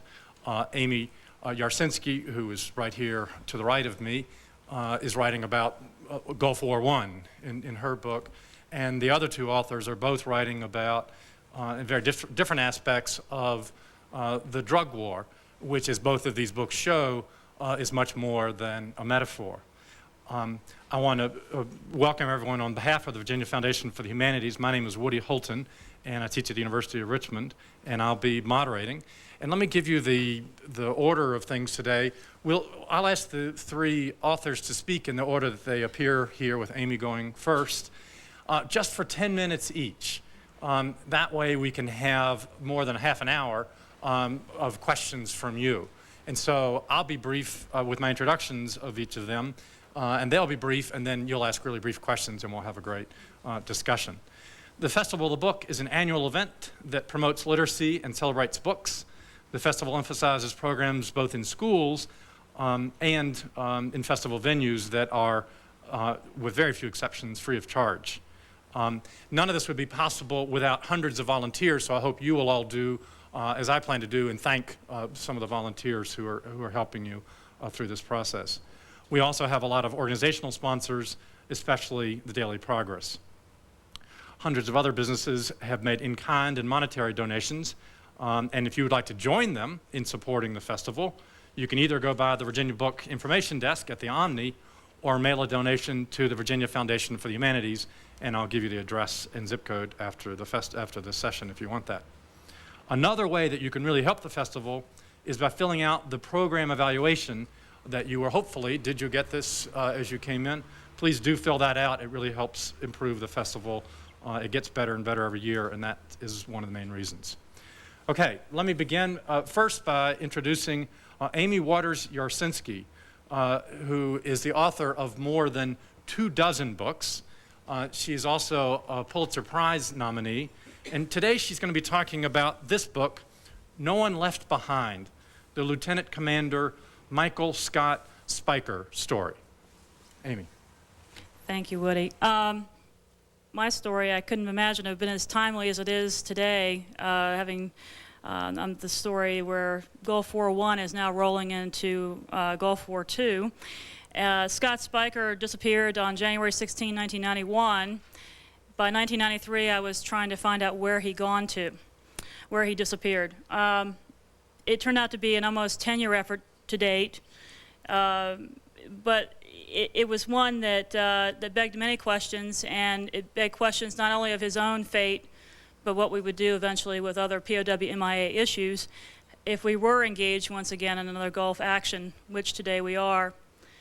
Fortunately, as I came to find out on the good side of this, is that Scott Spiker is still alive, and he is a target that we are after in this next Gulf action that we're now engaged in. So it became a very, this trail that I followed for almost 10 years now is now coming to a head. So naturally I'm a little on pins and needles myself as I'm watching what unfolds in the Gulf. I'm not going to go on too long because I always see the value of these as being question and answer, and I think given what current events are today that you might have a few of those. But I will say that this book, while I was writing it, was one which I thought at times a little paranoid about, because I was digging into areas that some people didn't want me to dig into. And I was researching things, investigating very serious issues of the military secrets in some cases things they just didn't want you to know because they'd made some mistakes. However, I will say that when pointed out, the military turned around and did change some of the way they do business. So on the good side of things, there are changes in operational procedure and things that we do today that have resulted as positives out of this experience of writing the book. So with that, I will end my comments and let yield back the balance of your time. I appreciate that, Amy. I did. That means, as you say, more time for discussion. Yes. But Robin, don't feel limited to only 3 minutes yourself. Robin Kirk lives in Durham, North Carolina, but is a researcher for Human Rights Watch, which means that she spends a lot of her time in Latin America. An earlier book of hers on Peru and its involvement with the Shining Path and all the ramifications of that was called The Monkey's Paw, New Chronicles from Peru. But the book that she'll be talking about today is about the battle for Colombia, and Robin Kirk. Thank you very much, Woody. I feel very privileged to be able to come here to the Festival of the Book and to talk. It's really a great pleasure to be with so many people who read. It's also a pleasure to come and talk about one of my personal obsessions, which is the country of Colombia, which I've worked on as a researcher and a writer for Human Rights Watch for most of the last decade. Iraqi generals for information about hidden chemical weapons plants. A U.S. team is already investigating 2 facilities, one near the city of Najaf. That is where troops reportedly discovered, quote, vats of chemicals. 5 U.S. soldiers taken prisoner by Iraqi forces and displayed on Arab television after their army supply convoy was ambushed in Nasiriyah. That convoy apparently took a wrong turn. It ventured into some very dangerous territory, and then it was attacked by the enemy forces. Another 7 soldiers traveling with that convoy remain unaccounted for at this hour. Burning oil wells in South Iraq, the raging fires at 3 oil fields possibly set ablaze by Iraqi forces. U.S. officials say that so far, Iraqis have not sabotaged as many oil wells as officials had expected. We do want to remind you that we recap the latest war headlines for you every 15 minutes right here on MSNBC. Well, as U.S. forces encounter their stiffest resistance yet inside Iraq, MSNBC is covering this story with exceptional reports from the front lines. A number of NBC News correspondents on the move with U.S. troops in Iraq, Kuwait, as well as in the waters of the Persian Gulf. They are embedded with those troops as we speak. Right now, we do want to turn to retired Marine Lieutenant General Bernard Traynor, who has the latest on what's happening on the battlefield for us. Good morning to you, General. Good morning, Alex.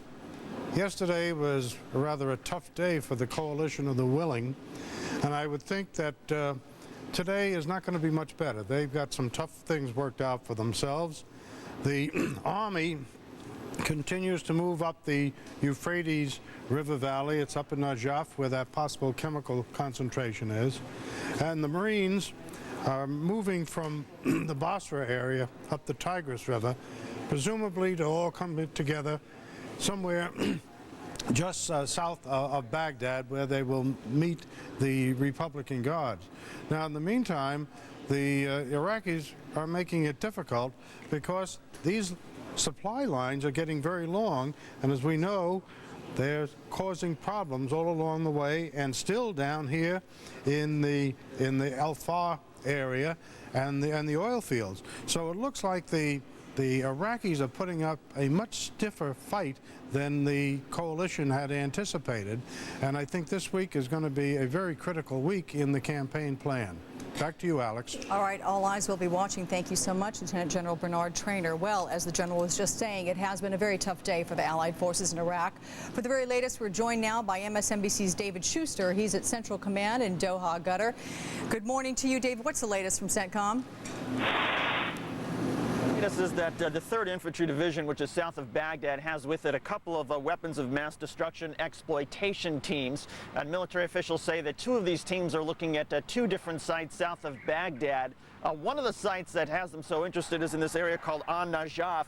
And the reason it's got them so interested is not only, as Jeannie Ohm has reported from the Pentagon, because of these vats of chemicals that are there, but also because this is one of the facilities that Iraq was supposed to declare and did not to UN weapons inspectors and also to the United Nations. Furthermore, the facility has the sort of sand etchings around it that Saddam Hussein has used in the past to try to hide crucial installations from spy satellites. As this is going on further to the south, resistance does seem sporadic, according to military officials, but again, they say that when the Iraqis have chosen to engage in coalition forces, the fighting has been very intense. At the Anasariya, there was, of course, that battle yesterday. Military officials suggested that it began with Iraqi soldiers giving every indication that they were going to surrender. They were waving white flags. They were essentially huddled in groups, as some of the flyers, some of the leaflets had suggested that they do. And then when the U.S. Marines approached, they opened fire with a rocket-propelled grenade. It apparently struck an armored personnel carrier, killing 10 Marines. The firefight wounded 40 others.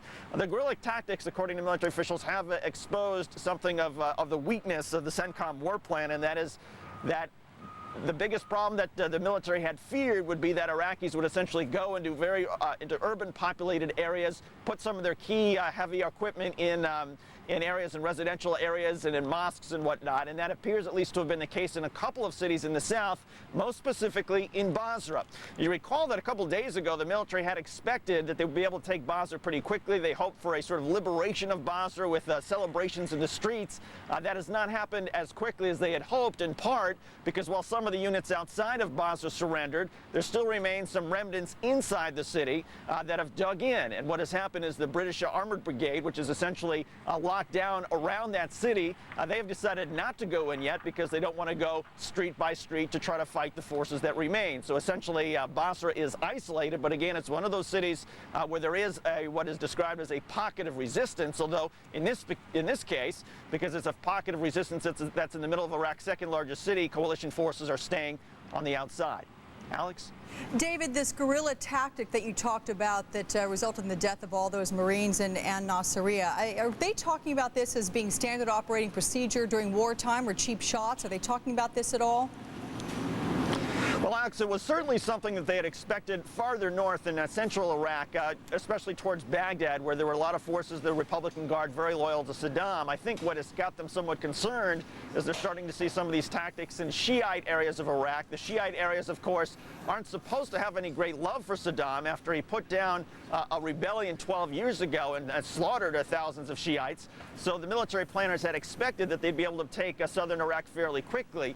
The problem that they have is that the guerrilla tactics is the sort of thing where you've got Iraqi troops and soldiers loyal to Saddam who are dressing up as civilians, who are sometimes appearing to surrender but then open fire, and that's very difficult to defend against.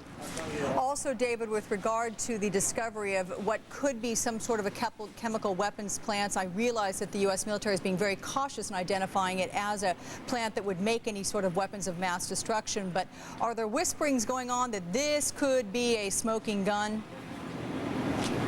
Well, it could be, Alex, but in fact, the thing that they've stressed overnight to us here is that there are several of these teams, these exploitation teams, that are looking at several facilities, and that this one that was mentioned on Najaf, the reason that I think became so prominent overnight is because there was a reporter embedded with the unit that was there that was reporting what that reporter was saying, and as a result, there's been a lot of attention on that, but the military has gone to great lengths this morning to tell us that, look, there are all sorts of facilities that we're paying very close attention to and that we're looking at.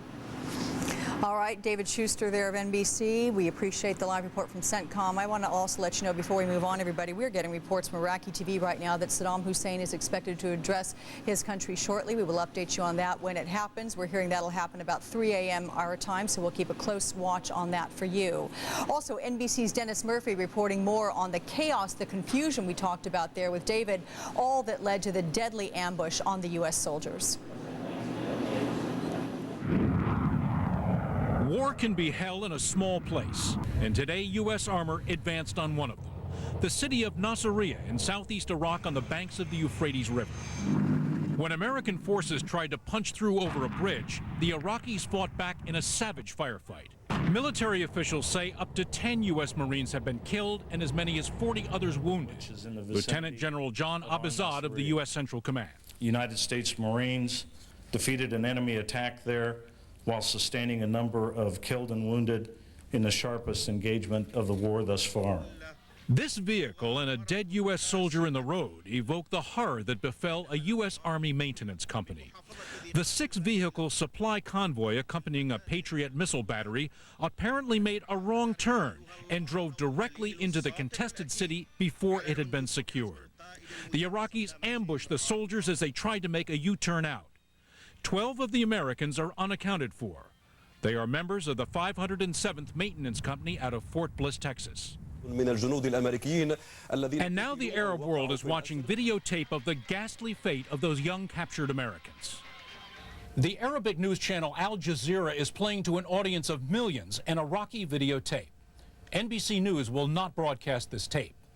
On it, the camera pans over the bodies of uniformed American soldiers, 2 with close head wounds.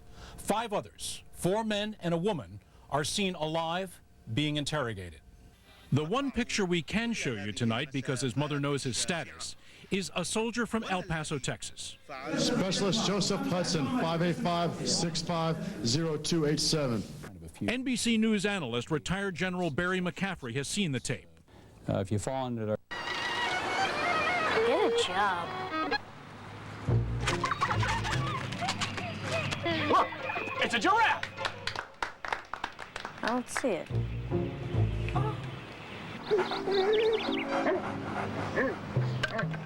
The less art kids get, the more it shows. Are yours getting enough? Art. Ask for more. AmericansForTheArts.org. I have it, you have it, we all have it. It's called blood. And every 3 seconds, someone needs blood. Each year, 4 million people need blood transfusions. You can help by becoming a blood donor. It's fast, simple, and safe. One donation from you can save up to 3 lives.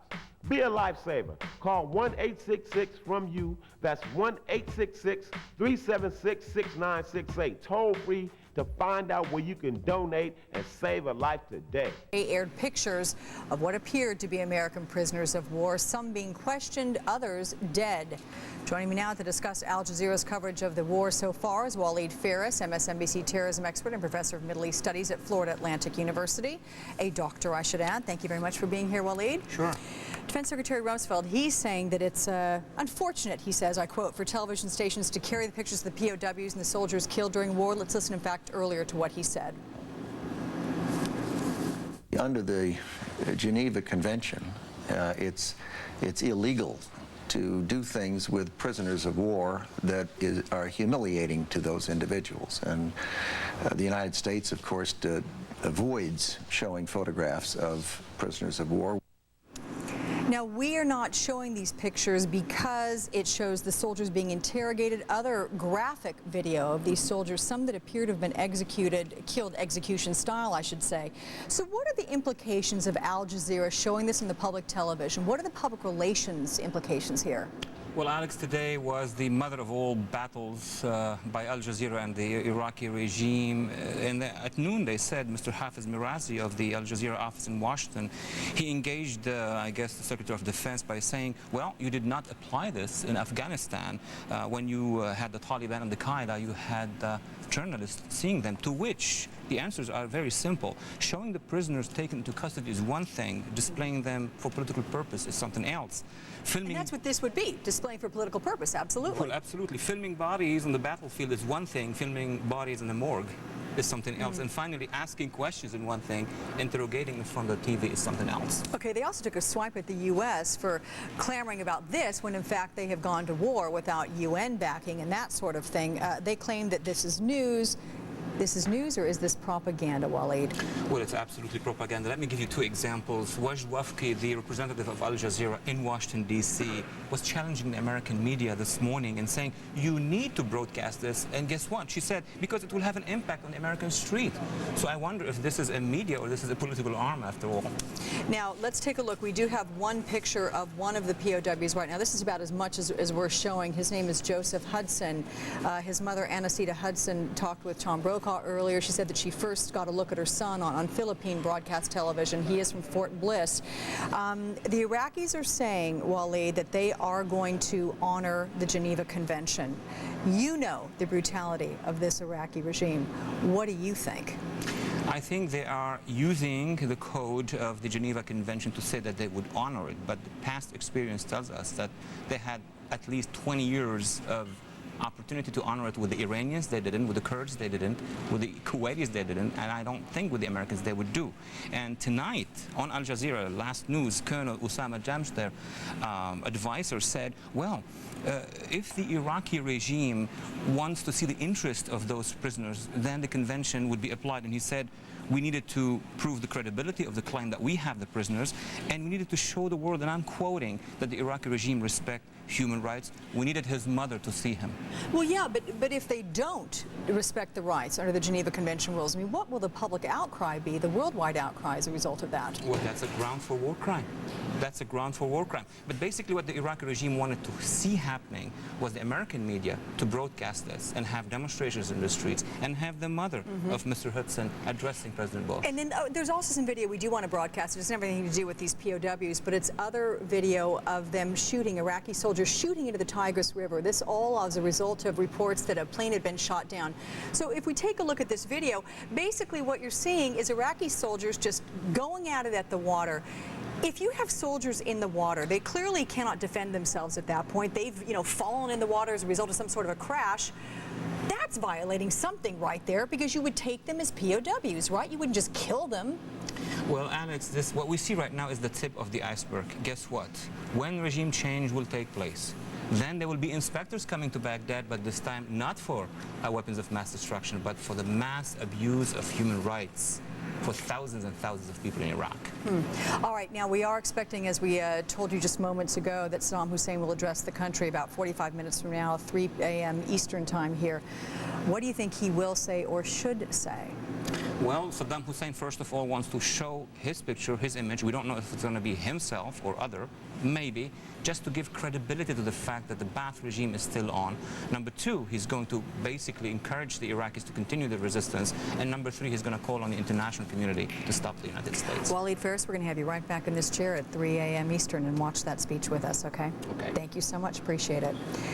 Meantime, you're watching our continuing coverage of Operation Iraqi Freedom. I'm Alex Witt. It is 1:15 the hour. Let's get you updated. The city of Baghdad is taking another pounding this morning. This time, reporters say there was no warning from air raid sirens nor anti-aircraft fire before the huge explosions rocked that city center yet again.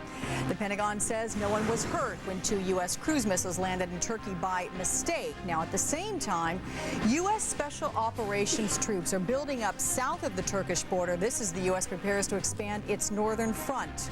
And this morning, specially trained U.S. teams are examining several Iraqi facilities to determine if they hold banned chemicals for Saddam's war machine. So far, though, U.S. Central Command says reports that a facility near Najaf is a chemical storage facility. Well, those are, quote, premature. And we want to remind you that we do recap the latest headlines on the Iraqi crisis for you every 15 minutes, this being at the top of the hour, 15 minutes after, 30 after, as well as 45 minutes after the hour, right here on MSNBC. You can also get the very latest anytime them on the web. To do that, you just go to iraq.msnbc.com for complete coverage, as well as the Iraqi Operation Freedom interactive library that includes in-depth analysis, slideshows, video. You're going to find it all at iraq.msnbc.com. Well, let's check in now with MSNBC's Bianca Solorzano at MSNBC's Listening Post with a look at how Operation Iraqi Freedom is being covered around the world for us. Good morning to you, Bianca. Good morning to you, Alex. Well, British Prime Minister Tony Blair will make a statement to members of Parliament on Iraq Monday morning in London. He is also expected to take questions about the military campaign underway. The BBC is reporting that Blair reminded troops and their families that wars are never easy, saying there will be some very tough times ahead, but it is going to plan despite the tragedies that have occurred. So far, 3 helicopters and a Royal Air Force jet have been lost, 2 British soldiers now missing. The UK Daily Telegraph reporting increased support for Blair, and British military action continues to grow. A poll shows the number of Britons who support war has risen now from 50% when the war started to 56% right now. 65% of those polled say that they trust Blair to make good decisions during this conflict. And the Gulf news out of Bahrain, quoting Iraqi Foreign Minister Najib Sabri, saying that an Israeli missile was found in Baghdad. He accuses Israel of participating in this attack on Iraq. And that's the latest now from MSNBC's Listening Post. Alex, I'll send it back to you. All right, and I'll take it. Thanks so much, MSNBC's Bianca Solorzano. Well, much of the devastating shock and awe campaign that we've seen in the past 4 days has been launched from the decks of U.S. warships.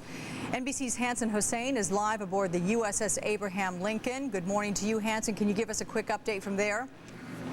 Hi, good morning, Alex. Yes, well, the daily ritual of shock and awe has begun again, yet again here from the decks of the Abraham Lincoln. You got the first out, last in of the helicopters that just launched. They're the rescue helicopters to sort of look over the seas to make sure nothing's gone wrong. And then you got the fuel planes that leave next, the Vikings. So it's day 4 of shock and awe here, and so far everyone's happy with the mission. Pilots have been hitting their targets and all have been accounted for. The captain did come on the public announcements system here this morning to say that although he's quite happy with the success so far, they're a little concerned in the next couple of days of some weather moving in that could drastically change things. I think we're looking at least at sandstorms, and that could cause a few problems given that the planes on this aircraft carrier are providing crucial air support for the ground troops, as well as hitting important targets and keeping what they call air supremacy, and that's something they want to maintain as opposed to air superiority. Other things they're looking at right now are the fact that there may be smaller ships coming out from Iraq that may have explosives on them, so the Navy right now is stopping and interdicting those ships and searching them, making sure that they're not causing any kind of terrorist threat to the naval forces in the northern Persian Gulf, and as well looking out for low-flying, slower planes that may also be targeting these large aircraft carriers. Alex? Hanson, what about mines? Have you encountered any of those there aboard that ship? I can't disclose exactly where we are, Alex, but we're far enough out that we don't have to worry about mines. There is more of a concern of mines closer to the Iraqi coastline in the northern Persian Gulf, and that's something they're definitely keeping an eye out for, especially also in the channels leading into Iraq. There was some concern a few days ago that they were pushing out the smaller local boats. The Iraqis were doing this so they could mine the channels just in case amphibious forces wanted to come through there. So that definitely is a concern closer to the country, but not where we are right now, Alex. Also, Hanson, can you give me a breakdown as to those sorties that have been flown? Are they being flown more in bombing campaigns or more in the cover of troops that are there on the ground that need their assistance? I would, without giving away too much, I would say that most of the campaigns tend to be bombing runs. The planes that are on this ship and the pilots are well acquainted with southern Iraq because they've been enforcing the southern no-fly zone for the last 8 months. So they've been flying in that region and other parts of Iraq on bombing runs, mostly usually delivering JDAMs and smart bombs that have very intelligent GPS-guided systems to the targets, and those targets include sensitive military targets, military airfields, as well as government facilities. days, Alex. Okay. NBC's Hanson Hussein, thank you so much for the live report somewhere there aboard the USS Abraham Lincoln. I want to remind all of you that just about 40 minutes from now, we are expecting Saddam Hussein to address the country of Iraq and his people there. We are going to have Waleed Faris, our terrorism expert and an expert on all things there from the Middle East, join us and discuss all this with us and see what exactly he has said and if indeed he believes it is Saddam who makes that speech. Meanwhile, NBC's David Bloom is traveling with the 3rd Infantry Division. He brings us this report from the front lines. Hello to you. This is David Bloom with the 315 Infantry Battalion of the U.S. Army's 3rd Infantry Division. We've been on the move with these forces for the past 3.5 days or so. Last night, and I say last night because it's now early morning here in Iraq, these forces were able to get a few hours sleep, 3, 4, 5 hours, for the first time in the roughly 82 hours that they've been rolling north toward Baghdad. Having said that, the one person in this combat team who did not get any sleep last night was their commander, because they've been given a very difficult and dangerous mission to try to complete today. We can't go into the details of it, but suffice it to say that compared to the relatively minor firefights that they've seen so far, we've seen an airport or an airstrip seized early yesterday morning, which resulted in a firefight that killed about 45 or so Iraqis, no American casualties. We also had a tank column moving toward us at one point that was wiped out by the U.S. Air Force Warthogs, those close air support planes. But having said all that, they've been given a strategic target to try to accomplish today, and between them and that target lies a fairly formidable, large Iraqi military presence that they're going to have to try to fight their way through. So as I say, well, there certainly is an anxiety. There's an old adage in the U.S. military or warfare, don't take counsel of your fears. They're not doing that, but certainly there's more tension. There's a degree of preparedness and a degree of readiness, if you will, that we have not seen up to this point. Right now, these forces are refueling because they don't want to be low on fuel as they undertake this mission. And of course, we'll keep you posted as this day rolls on.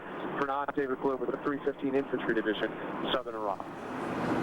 All right, David, thanks so much for that report. Well, the 101st Airborne Division devastated by that vicious attack on their base camp in the Kuwaiti desert. But as NBC's Dana Lewis reports, the enemy wasn't an Iraqi soldier at all. American soldiers ambushed as they slept in their tents. At Camp Pennsylvania, the attacker first knocked out a generator that supplied electricity, then rolled grenades into 3 tents and opened fire. 1 soldier died, 15 injured, including the 1st Brigade Colonel Ben Hodges, later released from the hospital. Middle of the night, explosion, smoke, and nobody, of course, knows what's going on. At nearby Camp New York, alarms sounded as a precaution. Was a terrorist attack underway? Soldiers took up defensive positions. Then the word. This attack on the 101st was reportedly done by one of its own, a military engineer, identified by the Army as Sergeant Ahsan Akbar, an American Muslim, taken into custody in a nearby bunker. A high-ranking Army source tells NBC News Akbar allegedly carried out the attack because he opposes the war. The 101st says the attack has not seriously affected its battle plan. Today, soldiers climbed on board helicopters heading for Iraq, but the attack shook up young soldiers. It's pretty scary not knowing what's going to happen with our own people. Tonight, military spokesmen say 3 soldiers had to undergo surgery, their conditions listed as serious. But most of the other soldiers have now been released from hospital, and the 101st Airborne is moving forward to play its role in the war in Iraq. Dana Lewis, NBC News in the Kuwaiti desert. Well, as we report the latest news about our troops in Iraq, we're also covering the very latest on the home front from the military bases across this country. We're going to begin at Fort Benning, Georgia. I'm Ron Blum at Fort Benning, Georgia. The city is Columbus, Georgia. In every sense of the word, it is a military town. There are 200 churches here for a population of 200,000. That's 1 for every 1,000. And on this first Sunday since the war began, they were very full. In addition to handing out the church bulletins at the front door, they were also handing out yellow ribbons. And as could be expected, with a city that sent more than 4,000 soldiers to the war in Iraq, the prayers today were about the troops and the president. We'll be praying that God will give guidance to our president and the leaders of all other nations, and that God will somehow help them to interpret His will. Then we will pray for the safety of our troops and for the families of those who have been deployed, and for our leaders, and for the innocent people everywhere. Well, I just pray for the boys and the good. Lewis and Clark, great explorers. Hi, I'm Thomas Jefferson. Would you check out the West for me? Oh, sure. And they take their keelboat up the Missouri. Oh, Buffalo. Then they built Fort Mandan. They're at 1804. Made some friends along the way. I'm Secretary West. Through the Columbia Gorge. There are tons of ways to help with your kids' learning. Find the really good ones on connectforkids.org. The sweet Pacific Ocean! Yeah! 亚洲第一家全数位电视台 Power TV 崭新出发。Power TV 中天频道由台湾向全球5大洲播送，是全球唯一零时差同步播放的华语频道。Power TV 中天频道提供给华人观众24小时现场新闻、财经社会报道、生活娱乐。Power TV 中天频道。Based here approaches Baghdad.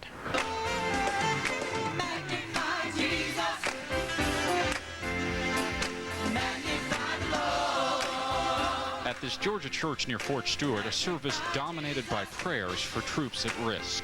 Lamar Holden. Captain Aaron Paulsgrove. On what a senior general overseas calls the toughest day of resistance so far, the toughest day here on the home front as well.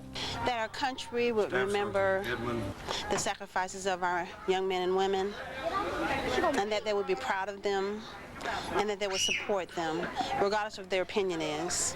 It's just an honor and a blessing to be able to be married to someone who thinks more highly of their country than they do themselves.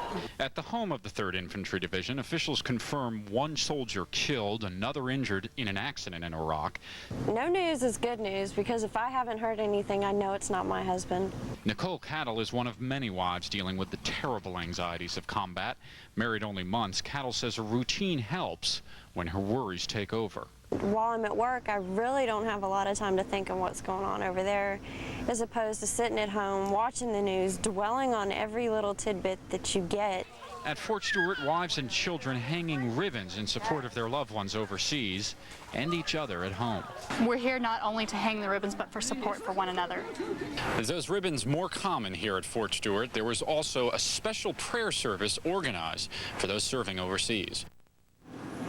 All right, everybody, as we've been telling you, about half an hour from now, Saddam Hussein is expected to address his people in Iraq. Let's take a look right now at Iraqi television in advance of this address 30 minutes from now at 3 a.m. Eastern Time, which we'll be covering extensively for you. There's some sort of a musical concert, it appears to be going on. We're told there are reports these are Iraqi patriotic songs that are being sung, perhaps in, there's a woman there singing those songs, perhaps in anticipation of this to build up the country's spirits and the like before Saddam takes to the podium. So we will follow that for you, and you want to stay with us. We will interpret all the many implications of this speech. Meantime, let's get you caught up in the very latest headlines here. This is the Operation Iraqi Freedom. As always, the mother of an American prisoner of war held by Iraqis begs President Bush to, quote, please do something for my son. Anacita Hudson saw her son, Army Specialist Joseph Hudson, along with 5 others on Arab television. That broadcast also displayed the bodies of 4 dead American soldiers. And the Northern Front may soon present more problems for Saddam. Reports say that U.S. Special Operations Forces continue their buildup in Kurdish-controlled areas north of the strategic oil cities of Kirkuk and Mosul. Once again, we want to remind you that we do recap all of the latest war headlines for you every 15 minutes right here on MSNBC. I also want to bring in Dr. Waleed Faris right now. He's an MSNBC terrorism expert, also an expert on all things from the Middle East. And what do you think we can anticipate looking for most specifically in this address from Saddam Hussein 30 minutes from now? Are we looking at what he's saying, or are we looking at who is actually doing the talking here? Well, both. Number one, we want to make sure it's Saddam Hussein. We'll know in 30 minutes. 2, why is he doing this? Because tomorrow there is a meeting of the Arab League in Cairo, and you want to address them through the TV. And 3, because we discovered sites with chemicals and biological elements, and that could be the beginning of a new era. How will we know if it is indeed Saddam Hussein speaking? Because there's been so much speculation as to whether or not he is still alive following those Wednesday night's attacks that got this whole thing underway to begin with. Well, certainly we've got to see someone who looks like Saddam Hussein. If it's the Minister of Information speaking on behalf of Saddam Hussein, that's bad news. If we see somebody who looks like him, we have a number of experts who could tell us if it's indeed the man. And you believe they'll be able to do that instantaneously? Because it's the kind of thing, don't you need to have a voice analysis and really a very extensive look at his body language and the like, because he's got all those body doubles. I'll tell you one thing, Alex. The Iraqi exiles here in the United States will tell you this in 10 seconds. Our experts will take 6 good hours to do that. And you've also mentioned before, Waleed, that hasn't Saddam Hussein, he has never used a body double to make big public addresses to the country, has he?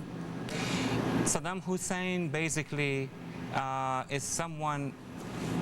Saddam Hussein is basically someone who's very selfish, egocentric. He would never allow somebody to pose for him in front of the people. He doesn't want someone doing the talking for him. He wants to do it himself. Yes. Well, we'll be watching very specifically here, and we'll hope that you'll join us to do that as well. Thanks so much. That's about 28 minutes from now, everyone, so you want to stay with us for that.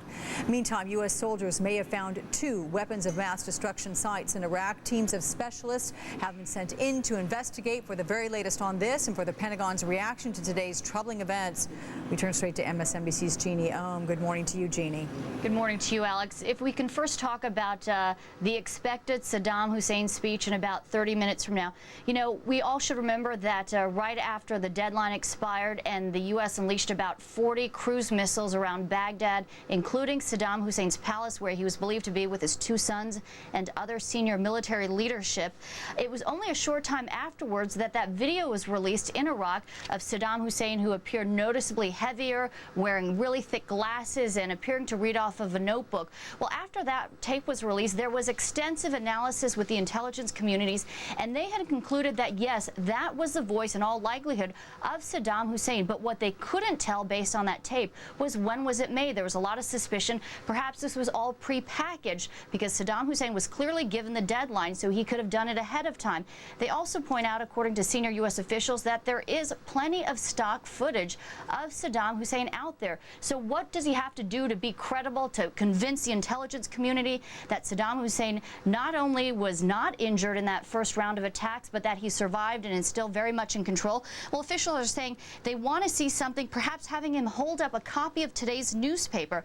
That would be a clear indication of the timing that this is in fact Saddam Hussein and that he did survive it. And they're also saying that he has to reference something that has happened recently and be believable about it. Again, because there has been stock footage of Saddam Hussein in the past, and there are still all those wild reports out there, some saying he was seen on a stretcher, others saying seriously wounded, if not killed. And the bottom line is the administration, they don't have any absolute confirmation whether or not Saddam Hussein did in fact survive that first round of bombings. So that's why not only will military officials be monitoring this very closely, but the administration as well, to find out exactly who does appear before the Iraqi people and what in fact he'll have to say. Alex? Jeannie, how long ago did the Pentagon get word of this speech? I know it just crossed here at MSNBC a short while ago, and we're scrambling because we're going to be covering this thing completely.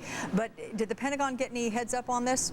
No, in fact, I just went back there and talked with some military officials who are here, and they basically found out from it watching TV as well and hearing the news that according to Iraqi television, they will plan on carrying the so-called, quote, historic speech. We should also point out that ever since the bombing began, we have not seen, other than that initial videotape that was released, the only other thing that came out were statements that were released purportedly by Saddam Hussein. So again, he has not been seen for quite some time now. All right, Gene, I'm going to ask you to stand by. Let's bring in retired Marine Lieutenant General Traynor. General, I want to ask you, what does he need to say with regard to the military operations to date this? Is it the kind of thing, should he be referencing attacks and perhaps what he deems to be Iraqi victories in this speech in order to give proof that it is Saddam Hussein, that he's alive and well? Well, Saddam Hussein has a great opportunity here to make his case that his strategy is working. We saw what happened in al-Nasiriyah yesterday. We still have the problem down in southeastern Iraq, where the fighting is still going on. Basra has not fallen. Any of the cities haven't fallen. They're cutting the supply lines for the army, and he can show these pictures that Al Jazeera had of the Americans, that they're not invincible, that they're not 10 feet tall. I think it's something that those who are supporting the regime are going to take a great deal of inspiration from. And if he does not do that, General, what does that mean? What does that say? Well, if there's no indication of an awareness of the contemporary actions that are taking place in Iraq today, then I think it's suspect as to whether this is a genuine Saddam Hussein or a genuine contemporary address. And then how is that likely to play out within the troops and the morale? I mean, if he's not there proving that he indeed is alive and well and still running the show, how might that trickle down to his Republican Guard, perhaps? Well, I'm not so sure that it's going to have that much of an effect. I mean, in large measure, a lot of these Iraqis may not be fighting for Saddam Hussein. They may be fighting for Iraq and against the Americans. So I just don't think that that's going to be a critical element in terms of the rank and file. It may certainly influence some of the middle management within the Iraqi military and the political side of the house if they lose faith in Saddam Hussein. But in terms of the fighting forces, I think it'll have minimum impact. General, I interpret what you just said to mean that Saddam Hussein is losing control of his troops and his military elements? Well, that was the claim that was made by the Secretary of Defense, but we don't seem to see any real evidence of that. Because they are still resisting in the field and being fairly effective on attacking our supply lines.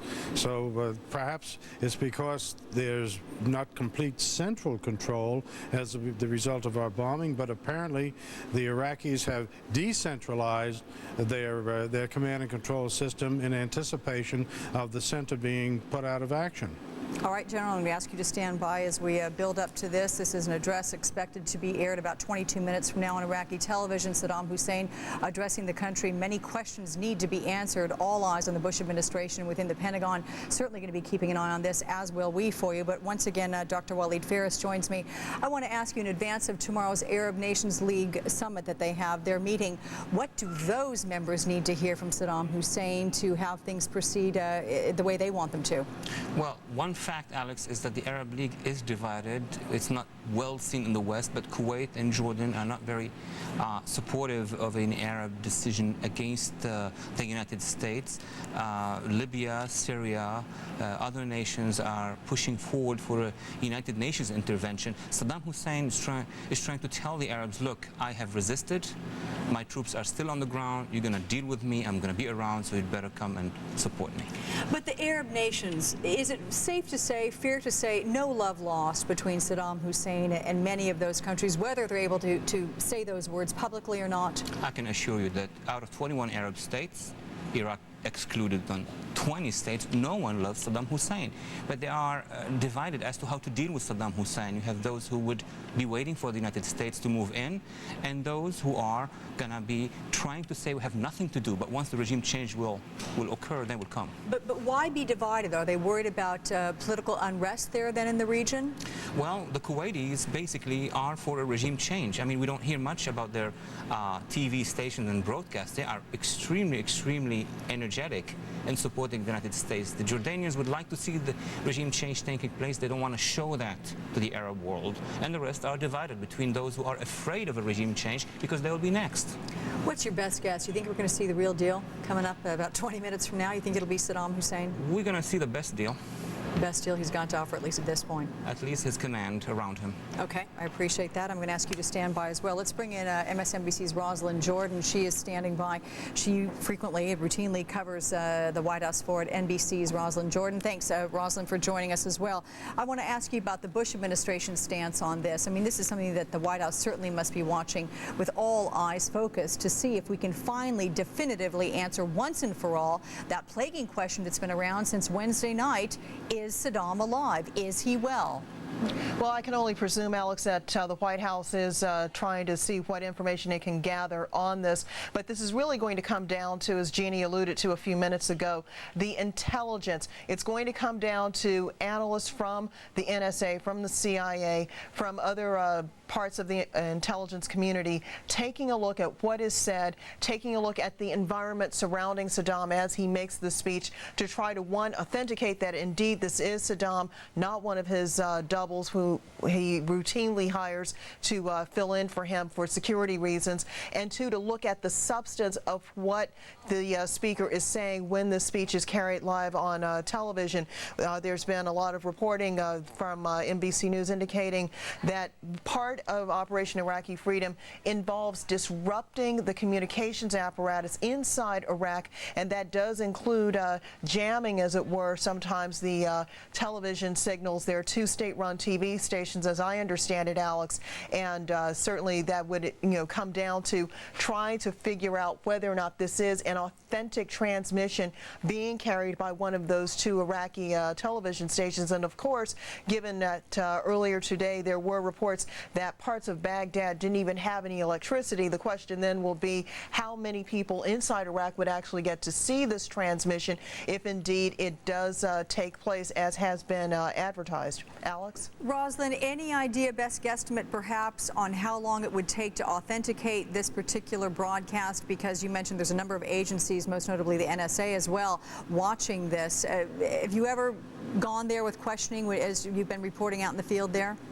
Basically, it just takes however much time it's going to take. It's not something that can be done instantaneously. Certainly at this point, given that everyone wants to know whether or not Saddam is dead, and earlier today the Defense Secretary, Mr. Rumsfeld, told Tim Russert of Meet the Press that he has to assume that he is alive and still in power.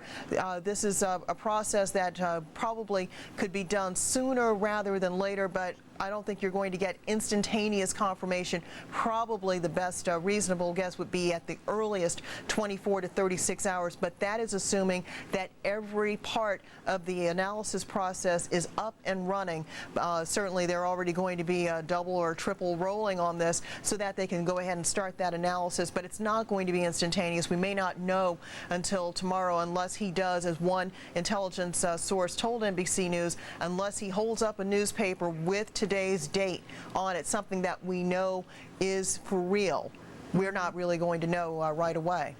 Yeah, good point. I'll have you know also that Waleed Faris, who's our terrorism expert and sitting right here with me, Roslyn, is nodding in agreement with your assessment right there. Let's bring back in MSNBC's Jeannie Ohm. She's at the Pentagon.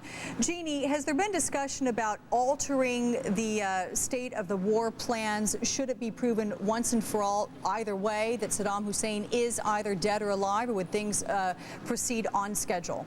No, Alex, it's pretty much the latter thing, because keep in mind, after that initial strike that was ordered right after the deadline expired, they didn't really adjust their plan because they went ahead without waiting for absolute confirmation. Even to this date, they still don't have absolute confirmation what exactly happened to Saddam Hussein. You can see that the ground campaign commenced, as did the massive shock and awe air campaign. So that really hasn't changed. But yes, in fact, the war plan has changed in general because of the situation. And now, in fact, after what happened on Sunday with the loss of American forces, even the general there over at Central Command in Qatar was saying that they're going to have to make changes based on some of the things that happened today. Specifically, he was referring to how they're going to deal with Iraqi soldiers who surrender, because there are at least two different ambushes involving deception, in which Iraqi soldiers in some cases put a white flag on their vehicle signaling to the U.S. troops that they were willing to surrender and were not going to engage in any hostilities. So as the U.S. Marines approached them, they opened fire on them.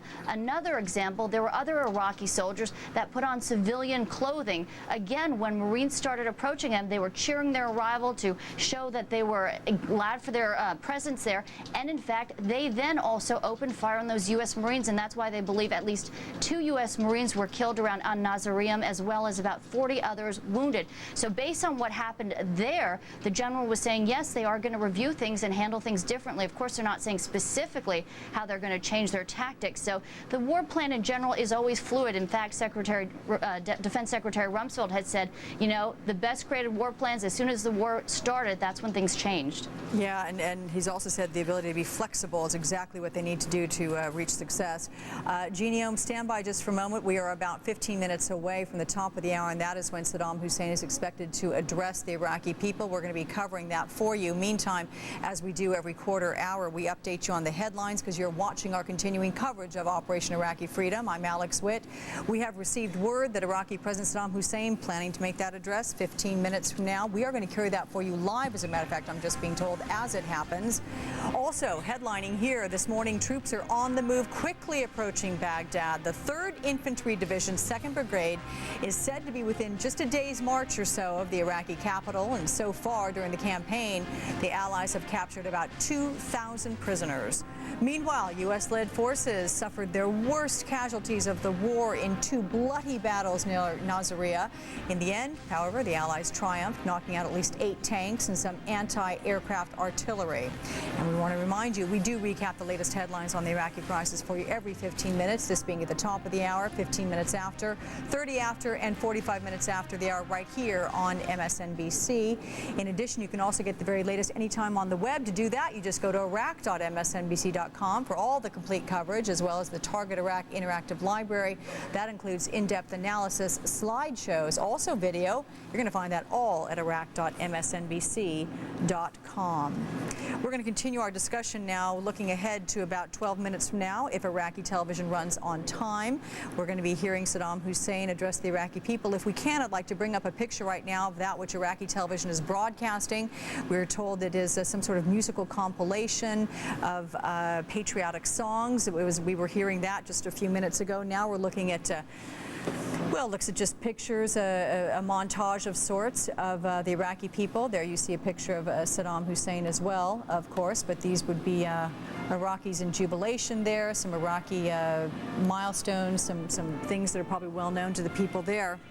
All this, one would imagine, to build up the spirits of the people there in Iraq as they are under war. Baghdad has seen a significant bombing campaign. Most recently, about 6 hours ago, they were blasted again, time and time again. So this is nothing new for them as of the last 3 or 4 days or so. Let's bring in some of our experts. I begin now with MSNBC terrorism expert Waleed Faris. Waleed, what exactly do we need to hear to verify that indeed it is Saddam Hussein? And can we pick it up through his words, through his voice, through his analysis? Can that be independently confirmed just by that alone? Well, we've had that exercise with Osama bin Laden. How many times? We certainly have. Well, the question about Osama was, where is Waldo? In this case with Saddam Hussein, is this Waldo? Saddam Hussein has many people who knew him closely, and what I said earlier, that there are exiles, people who were generals in the command. They lived with him, they lived next to him. They will be the first ones who would answer us by instinct. The government will have to use its agencies, and the agencies will need 24 hours or 6 hours depending. Any likelihood he's doing this to verify the fact that he is alive to the outside world? Or do you think in his mindset he doesn't really care what the outside world thinks and he's focusing on his people to rally them around him and his huge ego? No, for both, Alex. Number one, he definitely needs this for the Ba'ath Party, for the army, for the masses. Remember, the question of the day today was, who is fighting in Iraq? I mean, who's fighting American forces in Basra, in those southern zones? Well, in fact, it's not the southern people. These are the Ba'athists, members of the Saddam networks. These are the commanders of Saddam Hussein. They will only cease their resistance once the mothership is down, and the mothership is in Baghdad. There will always be guerrilla warfare as long as he can prove that he's around. And today it's to consolidate what he has started days ago. You know, what about this thought? What about Saddam Hussein wanting to put out the message, particularly to those troops that may be considering surrender as an option to them? We know that we've had 8,000 in one group surrender. We had another couple thousand being taken as prisoners now. What about this? He's saying, look, I'm still here. You better fear me more than you fear the United States-led coalition. Absolutely, Alex. Right on target. Basically, if you know the inside of the Ba'ath Party in Iraq, the inside of the political culture of Iraq, Saddam Hussein today is afraid. We think he's jubilant and he's fighting. No, he's afraid because American forces are almost covering most of the Shiite south. At any point, American government would install any form of local government by Shiites, Saddam Hussein would lose the south. All right, Lieutenant General Bernard Traynor, retired Marine Lieutenant General, I should say. He's standing over in our MSNBC War Room. I want to ask you, General, the kind of reaction one would expect from the troops in Iraq as a result of seeing and, to their eyes, verifying that it is Saddam Hussein speaking to them. Do you think it might step up their activity against the coalition forces? Well, it's going to have the greatest effect, it would seem to me, on the Republican Guard and those who are closely aligned with the Ba'athist regime. His strategy has really depended upon the Republican Guard. He has pretty much accepted the fact that the conscript army is not going to be able to do much except be a force that perhaps slow down the Americans. But he's bet on the Republican Guard as the force that can really inflict casualties on the Americans. So seeing their leader on television and knowing that he's alive and well obviously is going to stiffen their spine. In terms of the rank and file in the regular army, it may cause a little bit of dismay because I think a lot of those people, particularly in the Shia South, would like to know that this man is gone. So it would probably have a negative effect on them, but on the Republican Guard, I think it'll have a positive effect. All right, and Waleed Ferris also nodding in agreement with your assessment there, Lieutenant General Bernard Traynor. Thank you so much. You stand by as well, if you will, sir. Want to let all of you know, here's what we're watching very intently right now for you, just about 8 minutes or so from now, if they are on time. We've been told that Iraqi President Saddam Hussein is expected to address his people in the country of Iraq. We are going to take this address for you live. We have a translator standing by, as well as a number of experts and NBC correspondents to cover all the angles here. What really needs to be put to rest is the question of whether or not Saddam Hussein is alive. We know that White House and Pentagon officials will be very intently watching this along with us right now. Let's bring in MSNBC's Mike Taibbi. He's been along the Iraqi, I believe, Jordanian border. Mike, with NBC, you have been along there talking about refugee outlets, but let's talk right now about the reaction in the Arab world. What would you expect to see, Mike? Well, you know, I think that what we've found among our Arab colleagues here, our Jordanian colleagues here in particular, is that they're seeing the same images we're seeing, but they're seeing it in a different way. For example, yesterday when that awful video was shown on Al Jazeera TV picking up the Iraqi feed, they were hoping and saying that it was their hope that these American soldiers had not been executed. They're seeing the images of the bombing, the images of the campaign, which in the U.S. and in Britain have actually helped pump up the approval ratings for both President Bush and Prime Minister Blair, and it's making them very sad. We had a couple of our staff here, cooks, who were watching some of those same images as us, and they were sitting on a couch in the living room watching it and crying. Now, there's also the anger, the rage that is a common sight now in the Muslim world. Yesterday, there was another demonstration at the University of Jordan, another angry demonstration that got to the point where it was just about out of control, when police had to use tear gas again, the barrage of rocks and bottles. So those two things, anger on the one hand and hope on the other, that the way the Iraqis are handling this and what Saddam will say will prove that they are, in fact, innocent people being invaded by an imperialist nation. I mean, there is that feeling that that's the way the war is being prosecuted. So we'll wait and see what happens when Saddam speaks today, and we'll talk to our colleagues as well, our Arab colleagues as well. Mike, your description right there, you really are describing, if I've interpreted it right, both ends of the spectrum. With regard to those that were watching with you alongside Arab people when they saw those pictures on Al Jazeera television, those were the pictures of the American POWs, correct? Was it that they were crying over? No, actually they were crying the day before, just when they were seeing the bombing and, you know, the embedded camera work that was being done on some of the advancing troops. Now, those pictures yesterday affected everybody profoundly. There was not the same objection to showing those pictures that Americans would have. They were looking at it, and it was strictly a report from their point of view from Al Jazeera television, and what they expressed to us was the hope that, and the expectation and belief that, those soldiers had not been executed, that they'd been killed in battle and then brought to this building, the room where the bodies were being shown. And I must say, they were being shown for 15, 20 minutes in a loop here. It was just excruciating to watch. But their take on that was different, obviously. There was no revulsion on their part by the graphic nature of that video, which we will not be showing here. No, I understand that. They were profoundly affected as we were. This is a terrible thing. This is what happens in war. But I think that what they were saying and what I heard them saying was, look, this was not an execution.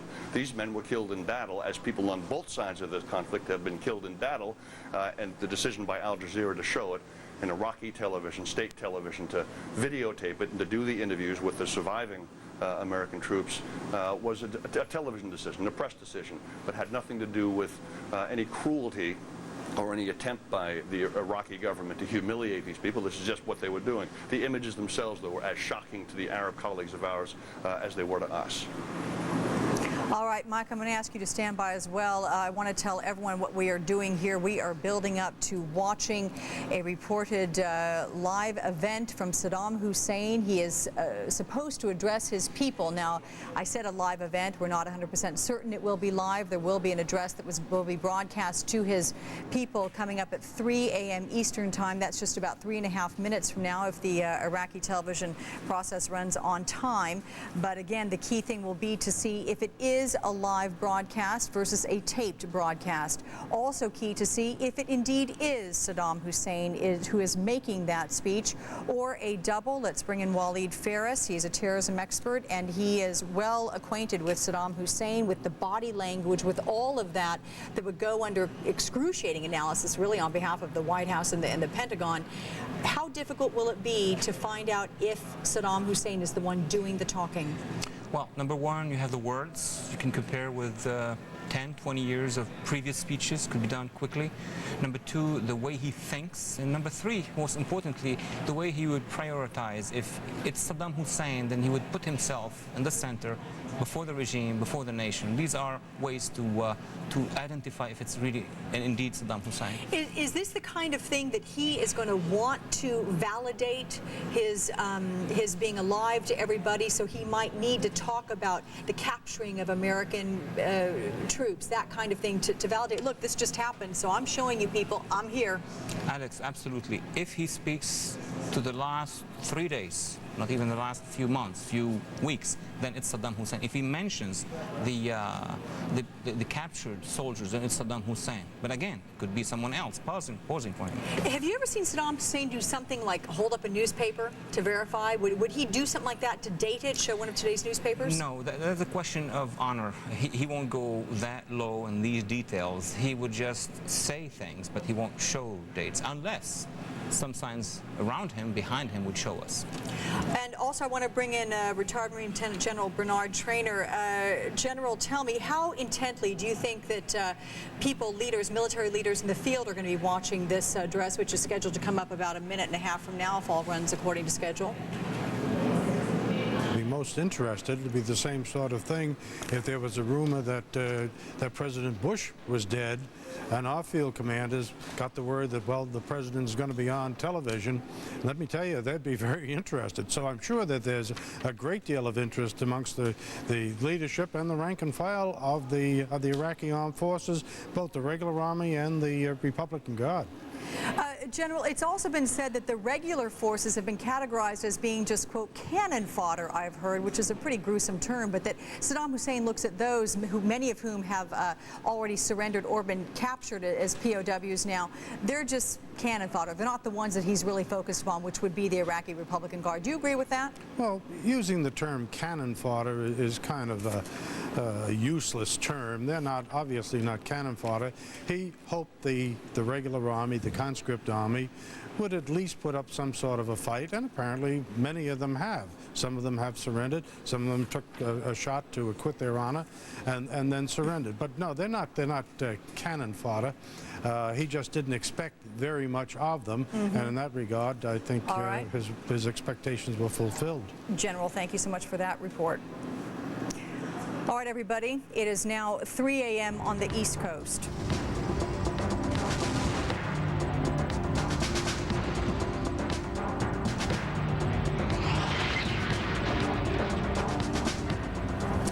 Here Here we are at the top of the hour, 3 a.m. Eastern Time, midnight Pacific Time. I'm Alex Witt. Here is what we are watching. We are very keenly observing Iraqi television right now. We are told that any moment now, Saddam Hussein is reported to address his nation.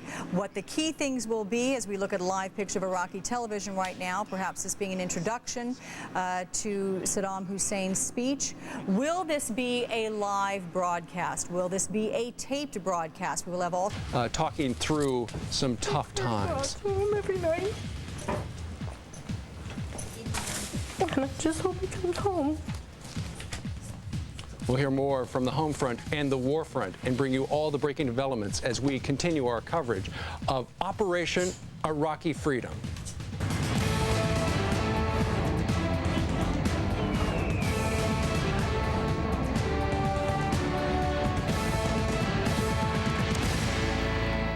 Good morning, Edie. What a weekend, huh? It really was, and it's a weekend that I think a lot of Americans spent glued to their television sets or their radios, listening to the information. And for those of us who felt that the war was justified, it was a time of really sitting back and reassessing everything and questioning, were we right? Because it's not my life on the line. It's not your life on the line. It's it's these men and women who are over there. And this morning, I've got to tell you, I spent a bulk of the weekend thinking about how grateful I am that that you all have raised kids that are willing to go out there and quite frankly, die for us, for our safety.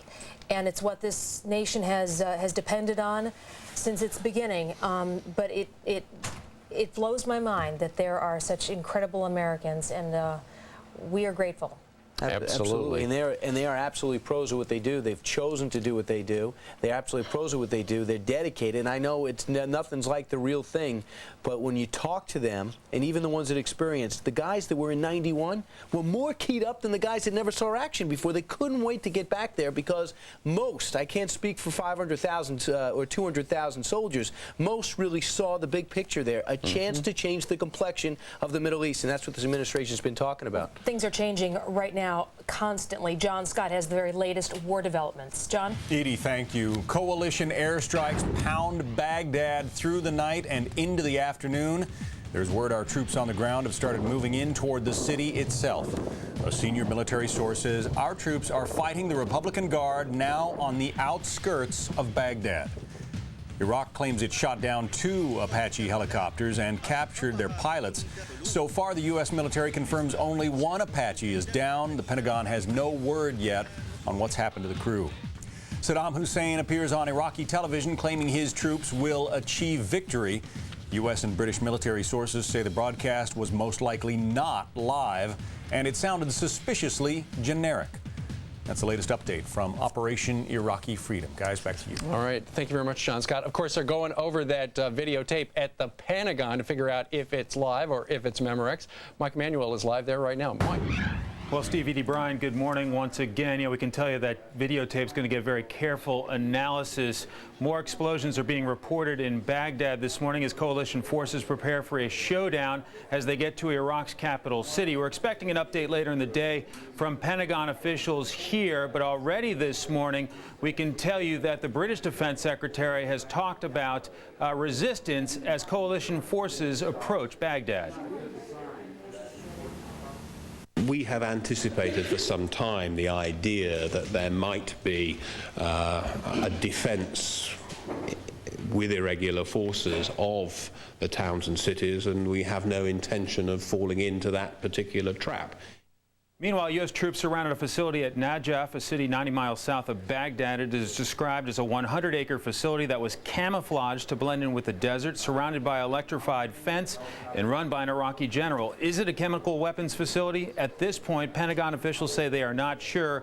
More investigation is necessary, and it's our understanding experts are on the way there for analysis.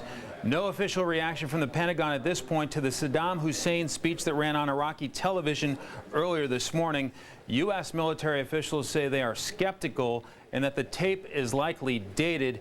There were no obvious references to recent developments in the war, leading some to believe it is old tape. But again, that tape is likely to get very careful analysis from the U.S. intelligence community.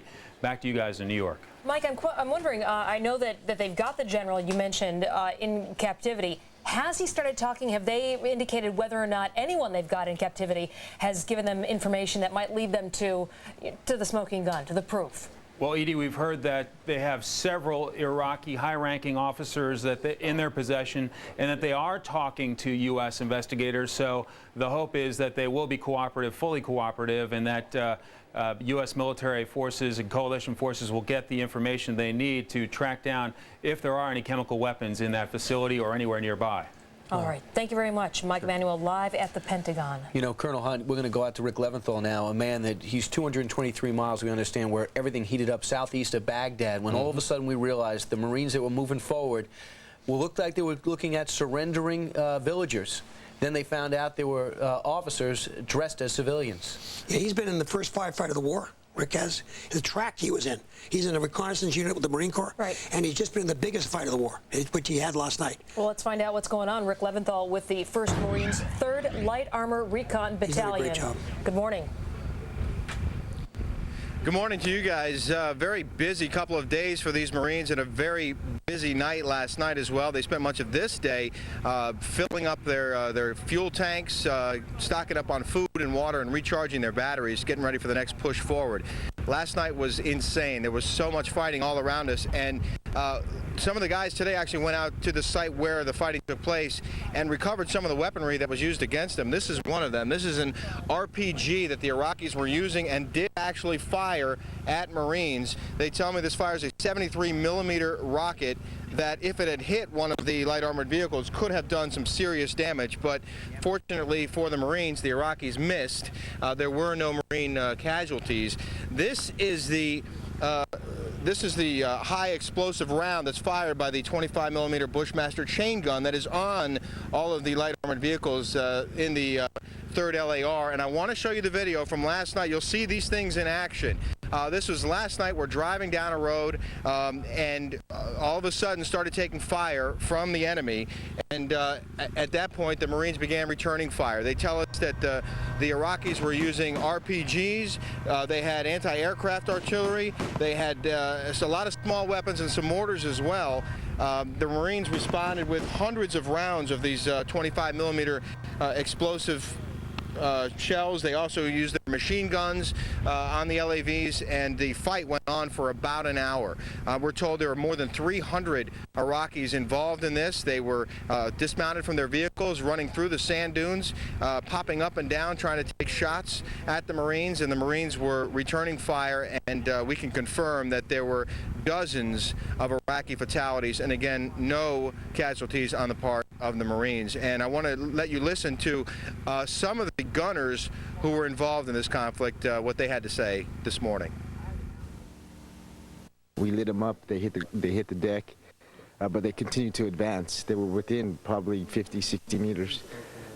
So we just kept the fire up, and then the 25 right next to me, he let up his coax, and then they started to retreat finally. So what was going through your mind last night? I hope I don't die. I hope I don't kill any friendlies. No fratricide.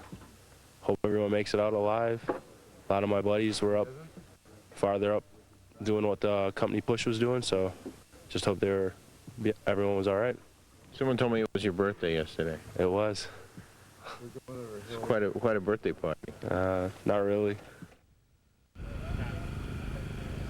A Marine fighting on his birthday. Also today, some members of the 3rd LAR actually came across some Iraqi POWs, or EPWs, I should say, enemy prisoners of war, and detained them. And if you want to come back live, we can show you the area where those EPWs were detained. You might be able to make out a small pickup truck over there. That is the truck that they were driving, and I'm told that last night some of the enemy forces were driving similar vehicles out in the desert when this conflict took place. So they have captured some men believed who may have been involved in last night's fighting. Clearly, this place is not yet clear of hostile forces, and the Marine efforts to win this war continue. Back to you in New York. Rick, as we were looking at the nighttime video where the shooting was coming out of your vehicle toward the enemy, how far were you from the bad guys? Well, it's hard for me to say because we couldn't see the targets. The Marines had the night vision and thermal technology. They could see these guys out in the desert. We couldn't see them, but I could see where the rounds were hitting. Yeah. And I'm told today that some of these guys were as close as 50 meters away. Some of them were much further than that, but there's a tremendous range on the 25mm chain gun, so they were able to strike targets well over 1,000 meters away. But again, some of these guys were very, very close. They were aggressive. They were approaching the convoy, not turning and running in the other direction when the firing began. So it was closer than any of us would have liked. Rick, when you went out and saw the bodies today, were any of them wearing uniforms? I'm talking about your opponent. Yeah, no, I didn't see the bodies. Do you guys know if they were any of the victims were wearing uniforms? Ooh, I couldn't tell you, but we have been told that some of these guys are dressing as civilians, and also that civilians are being armed and told, you better fight or we're going to come back and kill your families. All right, Rick Leventhal live out in the Iraqi desert. Thank you very much, and once again, great job bringing those pictures to us. He has volunteered for that assignment, and it's not a safe one. Still with us, we have, of course, Colonel David Hunt. And right now, let's bring in retired Air Force General Paul Weaver from our D.C. Bureau. He served in our Air Force during the first Persian Gulf War. Good morning to you, Major General. Good morning to you all. Well, what do you make of, there's word, and in fact we've seen from Iraqi television, an Apache helicopter is down, as Colonel David Hunt pointed out, though it's all locked up. It looks like they made a safe escape. I think David's right. Within the next 4 to 5 hours, we're going to know really where our aircrew members are located, and I'm sure that that helicopter is not going to be sitting there very long. What happens when they do go down? Let's say there was a mechanical failure. They brought it down safely. They were able to get out of it safely. What do they do so that we can find them and find the chopper? Well, I'm sure that he had mutual support out there with another a fleet of choppers. And if he was having mechanical problems, which it really looks could be the case, he's talking to other pilots in the area as well. And I believe he made certain arrangements to ensure that he would put it down in a safe place where he could possibly escape on another chopper or escape into the countryside. But I believe that we're going to know, and hopefully a successful conclusion here in a very short period of time. Well, as we look at the big picture about how everything's unfolding, and we don't know exactly where our forces are, the Marines as well as the 3rd Infantry, but we understand they're getting very, very close to Baghdad itself. And Colonel, let me phrase this to you. Are we getting a little bit too stretched out? And if so, how long do we wait to come together with our supply lines before we go forward to see what Baghdad has to offer? There's been a couple of times, because of the speed of the tank and how slow the trucks are that have the fuel on it, they've had to jump fuel ahead. Ollie North talked about it with his Marines. That's a little bit of stretch. But other than that, no, they've had enough stops now to do things. The stop now, I believe, is political. I don't think it has anything to do with the tactics of this. I think it has to do with how can we get this. We're being so good, so precise, because we're doing a war of liberation, not trying to conquer this place, that it's being very deliberate. The Air Force precision and the Navy's precision is remarkable. And all the Army's trying to do is back that up until we have to go and fight. General Weaver, when a chopper goes down like that, is it wise to leave it? I mean, explain this to me, because I don't know anything about it. Do you want to leave it there to hopefully get it back later, or do you want to send in somebody to blow it up so that they don't get it? No, you want to get rid of it. We've got plenty in our arsenal, and there could be equipment on that chopper that we just soon have not in the hands of the enemy. But I agree with the good colonel here that we've got. We're really close to Baghdad, and if that chopper is within 50 miles of Baghdad, that means our forces are getting closer. In the next 48 hours, I believe it's going to be extremely key. We've got some really bad weather coming in. Those precision-guided munitions don't know the difference between bad weather or good weather. We're going to still be pounding Baghdad, and it's going to give us some time to solidify our forces around Baghdad. And if I were the elite guard, I would really have to consider what's going to happen in the next 48 hours. Sir Dave Hunt, don't our pilots, helicopter pilots, have the same emergency radios that yours do? That's correct. Right. So what they've got is if they had time, they would have put a thermal grenade to blow up the helicopter, which tells me that they had to get out of there quick. Probably saw some guys running.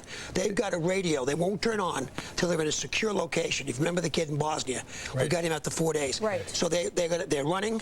When they hide, they're sure they can turn it on. They'll turn it on and get a signal. We'll come get them. But yeah. Good point, David. Major General, let me ask you about this. It seems like one of Baghdad's only air defenses is they've got these rings of oil that they light on fire, and then there's a huge plume of smoke, and they think that our laser-guided missiles can't actually see through it. Do those flaming rings of oil do anything to slow you down? Because we see some smoke in the distance there in Baghdad, and there is a Reuters report that apparently there have been 6 loud explosions within the last hour there. But does that diversion work? No, it doesn't. Not with precision-guided munitions. If you're going with munitions with GPS or laser-guided, those fires aren't going to cause us a problem at all. And General, I know that you directed the civilian soldiers that were called up for active duty. What is the difference between those soldiers and the soldiers that are in there and active duty nonstop? I mean, are they as prepared? Do you have to use them in a different capacity, or are they, fit and ready to go? They're frontline young men and women. Usually in the National Guard and Reserves, we're a little older, a little bit more experienced. The only thing that our young men and women do are trained to do combat. Not to so much as to run bases and whatnot. They're extremely capable. They've got the latest equipment. The Air Force has done an incredible job in equipping our Guard and Reserve, second to none. And so we're flying the frontline equipment, and same with the Army Guard and Army Reserve. Major General Paul Weaver, we thank you very much, sir, for joining us today from the map room. And Good morning. Colonel Hunt, let me ask you just a real quick exit question. After a tough weekend like we had, you're in command of a bunch of guys and women. What do you tell them? You done good. Let's go get them. And the truth about any POWs, the thing that kills units are rumors, and good leaders will get up and tell their soldiers the truth. This is what we know. Any questions? Good. Now get some rest. Let's go kill them. Even if you're running the 101st Airborne, absolutely, one of your that's the worst one. That's the worst rumor. And that's the worst rumor, because they're going to talk terrorism. This is a wacko kid. Yeah. Everyone says it, and he did a terrible thing, and you want to get that rumor out real fast.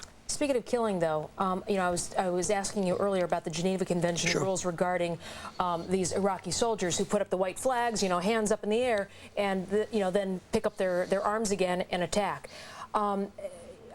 What kind of information does that send to the guys who are out there? I mean, next time the Iraqis put up the hands, throw up, the white flag, they're not going to be as trusted.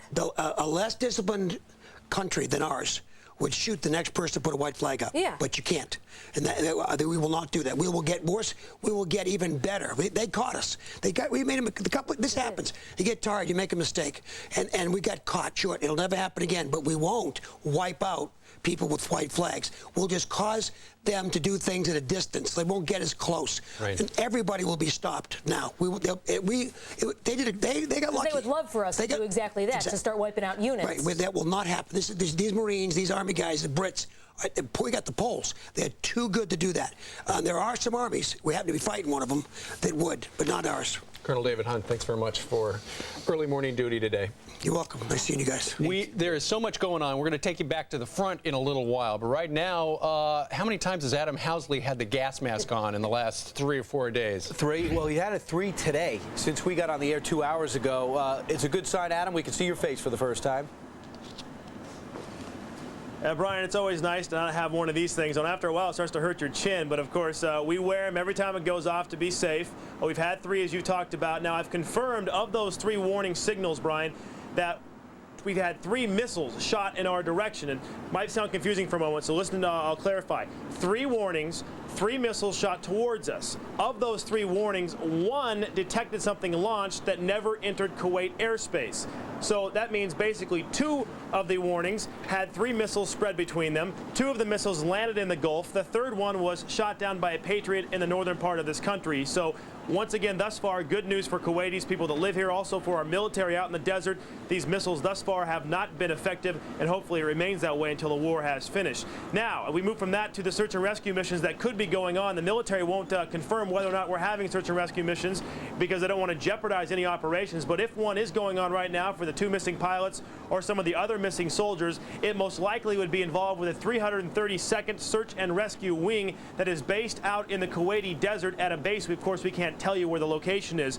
Now, the primary mission of these guys with their Pavok helicopter is to conduct day or night operations into hostile territory to recover downed aircrew or other isolated personnel. They can also medevac as well. The Pavok, of course, is a highly modified version of the Black Hawk helicopter. It features an upgraded communication system. If targeted by an aircraft or a missile, it has a radar warning receiver and infrared jammer. It's equipped with 2 machine guns that can fire up to 4,000 rounds per minute, or that's 66 rounds per second.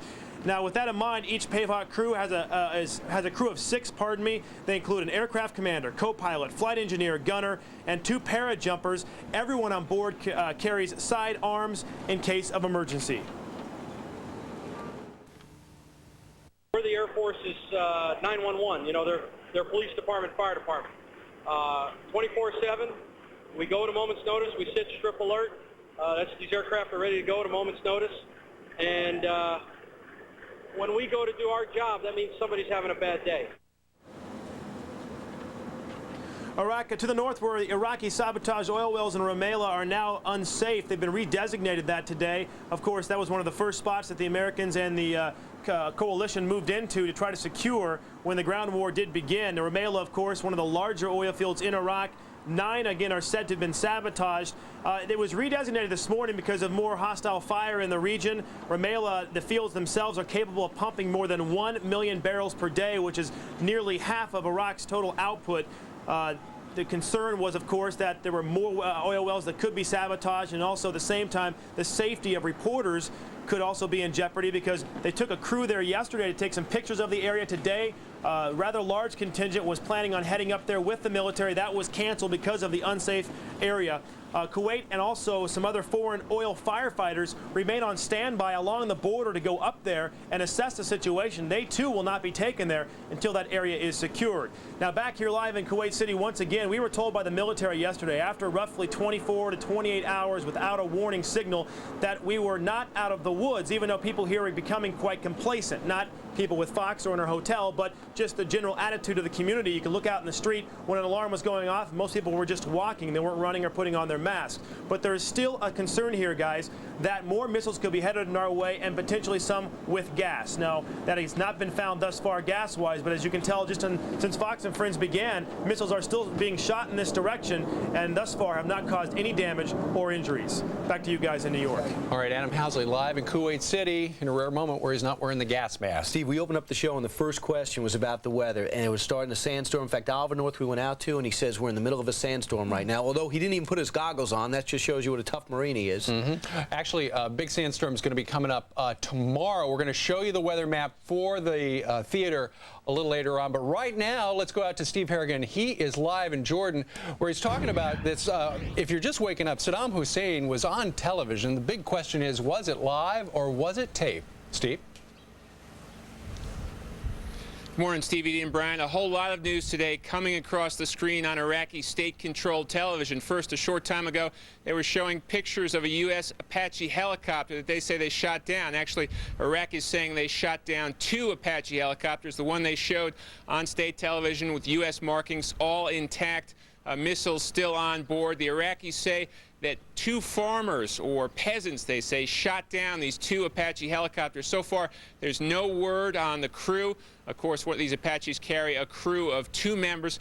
But the Pentagon is confirming only one downed helicopter at this time. The Iraqi information minister is saying that they have shot down 2. He said it was a dark day for the invading forces. Also, Saddam Hussein today appearing on Iraqi state television. He gave a 20-minute address, an address that Iraqi state media said would be historic. Instead, it turned out to be largely an appeal to Iraqis, an appeal for them to fight. He appealed on several different levels. Saddam Hussein said, we have to defend our land, quote, from the invader. He said, this is our homeland, our fatherland. This is the land that they want to occupy, so appealing to nationalism. He was also appealing to religion. He said, God commands you to cut the throats of the infidel. He promised paradise to anyone who died in the fighting, and he said all Muslims around the world should join this battle. So appeals for all Iraqis, not just the soldiers, but even villagers, to support this fight. Now, in that speech, of course, the big question is whether he was dead or alive in that early morning Thursday cruise missile attack. This speech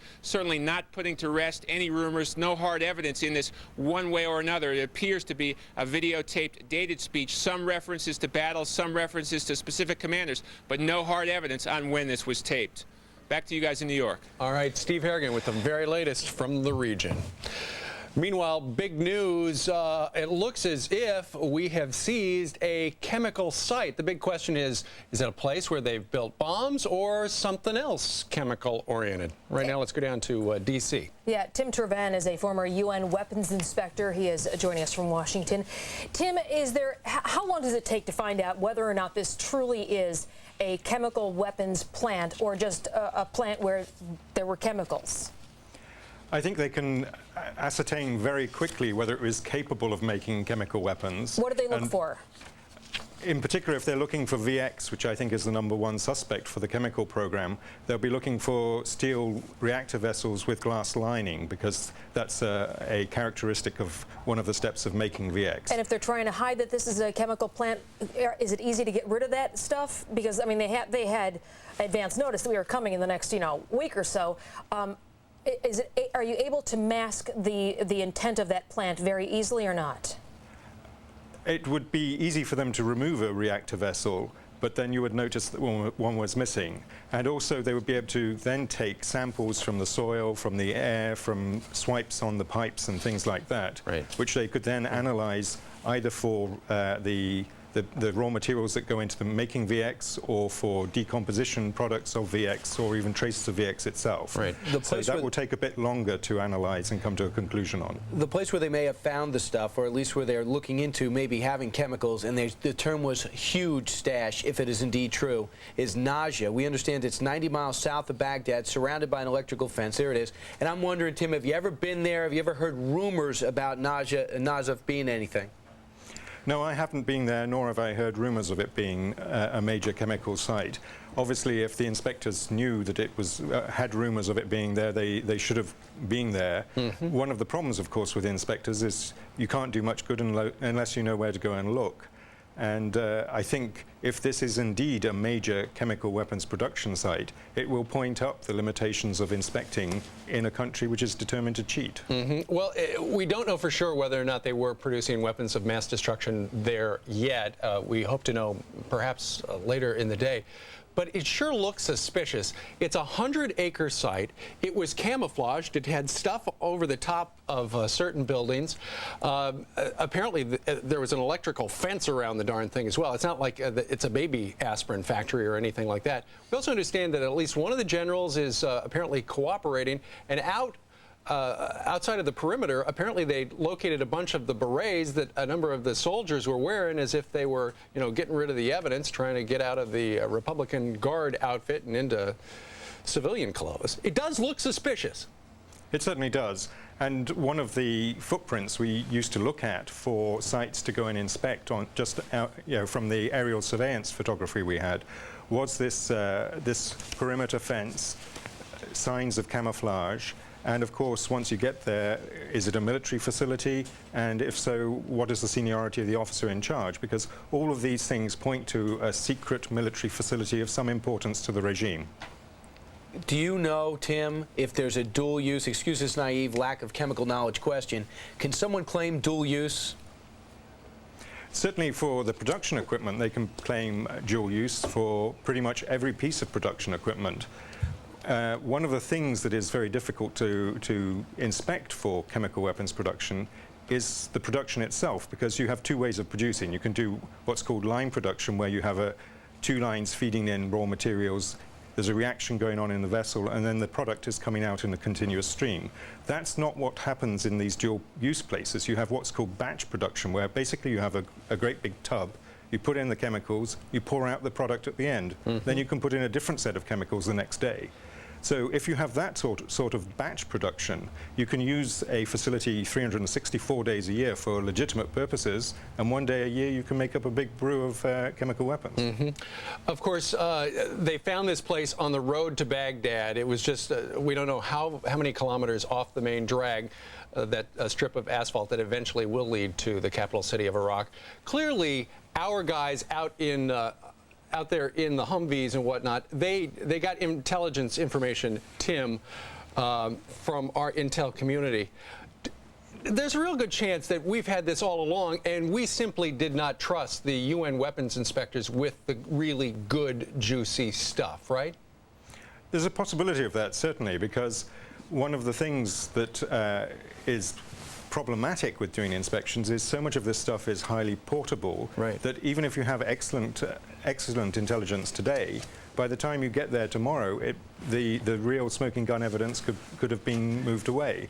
And I guess there could be a logic for saying don't give any of the intelligence, because when we get there we want to be able to uncover it and show it to the world, rather than have the Iraqis sanitize it before we get there. Absolutely. Tim Trevon, former weapons inspector, thanks very much for joining us today. Well, I would hope My pleasure, as always. I would hope that it wasn't that we'd be able to trust the weapons inspectors enough to give them information, and that we're getting the information now from the captured generals. What Jim Dunnigan said when he was on in the 6 o'clock hour, as Edie waved at somebody off screen. Because we have, it's very indicative of the change. I don't know if you can take the outside camera shot down here, but it is indicative of, I think, the mood of the country. And we have, I don't know, over a dozen folks out here with God Bless the USA signs. Oh, here's one right here. And then we do have one person out there who is, I don't want to say anti-USA, but there's anti-Fox. Anti-Fox or anti-war effort. But it is kind of that the nation's getting, lopsided. Once there's a lot of talk until you get into action, and then the bulk of the nation, 78%. rallies behind 78% believes that this war is just, according to the Washington Post. And in the meantime, something like 65% of those polled in the last couple of days by the New York Times said that they thought it would be a very fast war. It would be over and done with in weeks. Which high school are these kids from? Months. It's from John P. Stevens High School. It's the Bridges program. And they all have off this period. It's, as we know, it's spring break for many communities around the New York City Yes, area. we do know that. We sure do. All of our kids are on spring break. Not ours. Oh, really? So they were Peter's off in available February. to babysit. With your kids? You're not trying to get an easy out. 28 minutes before the top of the hour. What's the latest with Iraqi Operation Freedom? Well, Lauren Green's got the latest. Hey, good morning, guys. Thank you very much. It's the latest. Coalition forces bombard Baghdad with the strongest airstrike since the beginning of shock and awe. The latest bombing comes after Saddam Hussein addressed his country on Iraqi TV. U.S. intelligence is studying the broadcast right now to determine if it was really Saddam on the tape. U.S. forces may have found a chemical weapons factory. It covers more than 100 acres in the town of Najaf, 90 miles outside of Baghdad. But the Pentagon can't say for sure if the plant was being used to make chemical weapons. The mother of an American POW says she just wants her son to come home. He's one of 12 U.S. soldiers to go missing and believed to be in Iraqi custody. The Red Cross is pushing for access to any captured Americans. And that is the latest on Operation Iraqi Freedom. Let's go back to you guys. Upstairs. All right. Lauren Green, thank you very much. So much we don't understand about this operation. We heard Basra was secured for a while. We heard Qasr was secured for a while. Nazari was secure for a while. And then that all changed. Then some of it did change. And next thing you know, we're decided, let's leave those cities intact somewhat. There's some turbulence there, but we have a bigger fish to fry, and that's Baghdad. And, of course, they got them secured enough that they could go buy them on the way to Baghdad, indeed. Mike Emanuel is live at the Pentagon, where they're tracking the progress. He joins us live. Hey, Mike. Well, Steve, good morning to you. Good morning to Edie and Brian as well. No official reaction from the Pentagon so far to the latest Saddam Hussein tape, but U.S. military officials say they are skeptical and think that it is likely dated. As coalition forces make their way toward Baghdad, Saddam Hussein was shown on Iraqi state television a little earlier this morning. In the speech, Saddam Hussein promised Allied forces would be crushed and that victory would be there soon. But there were no obvious references to recent developments in the war, leading many to believe it is old tape. British Defense Secretary Jeff Hoon this morning says the tape offers no proof Saddam Hussein is still alive. Meanwhile, defense officials say the U.S. military has 2 high-ranking Iraqi officers in custody. U.S. troops surrounded a facility at Najaf, a city 90 miles south of Baghdad. At this point, Pentagon officials say they are not sure if it's a chemical weapons facility. More investigation is needed, and it's our understanding experts are on the way there for analysis. So U.S. military officials keep getting asked when they'll find the goods on Saddam Hussein. I think we'll find WMD once we have had an opportunity to occupy Baghdad, stabilize Iraq, talk to Iraqis that have participated in the hiding and in of the development of it, and it will take some time. We should not expect to immediately come across it, although there are reports that some units in the vicinity of El Kut may have some type of chemical weapons. And of course, we're taking the necessary precautions to deal with that. But I have no doubt that we'll find weapons of mass destruction, but you shouldn't think it's going to happen tomorrow. Finally, to the shocking videotape that's aired on several Middle East television networks. It shows U.S. soldiers after they were apparently executed and U.S. POWs after they were apparently tortured and beaten. Pentagon officials expressing outrage, shock, and anger about this latest tape. Steve, Edie, and Brian, back to you. All right, Mike, thanks very much. The big question many on Capitol Hill have asked over the last month or so, how much is all of this going to cost? Well, that was the argument. Can we afford a tax cut? And I think that that a lot of people brought up a very legitimate point, and that is, if we don't know how much the war costs, how do we know how much we can afford for a tax cut? And that apparently may be determined very quickly. We're going to find out how much today. Wendell Goer is live at the White House. Hey, Wendell. Well, the lawmakers will find out how much today. It won't be long after that we find out. The president dividing his day between the war on Iraq and domestic matters, with the war receiving the lion's share of his attention. He's having lunch with the Joint Chiefs of Staff, and then the meeting you guys are talking about 4:30 this afternoon with the House and Senate Republican and Democratic leaders of the Appropriations Committee. The president expected to ask them for about $80 billion to pay for the war in Iraq and to win the peace following that. Lawmakers have been pressing him for this figure for a couple of weeks. Officials say that the official supplemental budget request will go up to Capitol Hill within a matter of days. The president also meeting today with his National Economic Council to talk about domestic matters. The first order of business, however, a meeting with Defense Secretary Donald Rumsfeld and National Security Advisor Condoleezza Rice this morning. Mr. Bush was on the telephone to Rice and Rumsfeld several times last night, getting updates about various battles going on in Iraq. The President and First Lady returned from Camp David yesterday after spending the weekend there, both outraged that pictures of dead American soldiers and prisoners of war had been broadcast on Arab television. Mr. Bush said he'd prayed for the soldiers and their families. Aides say he has not watched the gruesome videotape.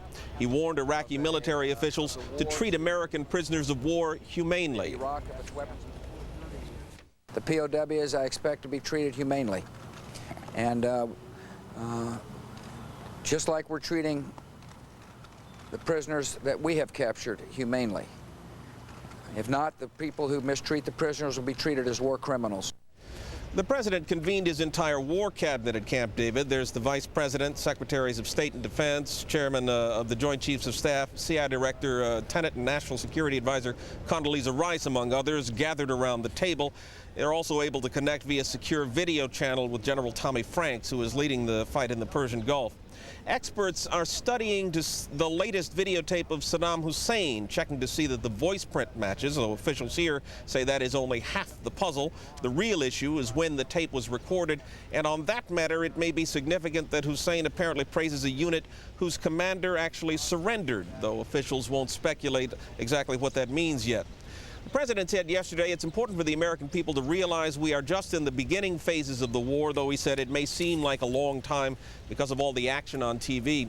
He said air and ground campaigns are achieving their objectives. He says Iraq's southern oil fields have been largely secured. In fact, he says most of the south of Iraq is under control of coalition forces. He said there's been good progress securing the area that Iraq used to launch Scud missiles into Israel in 1991.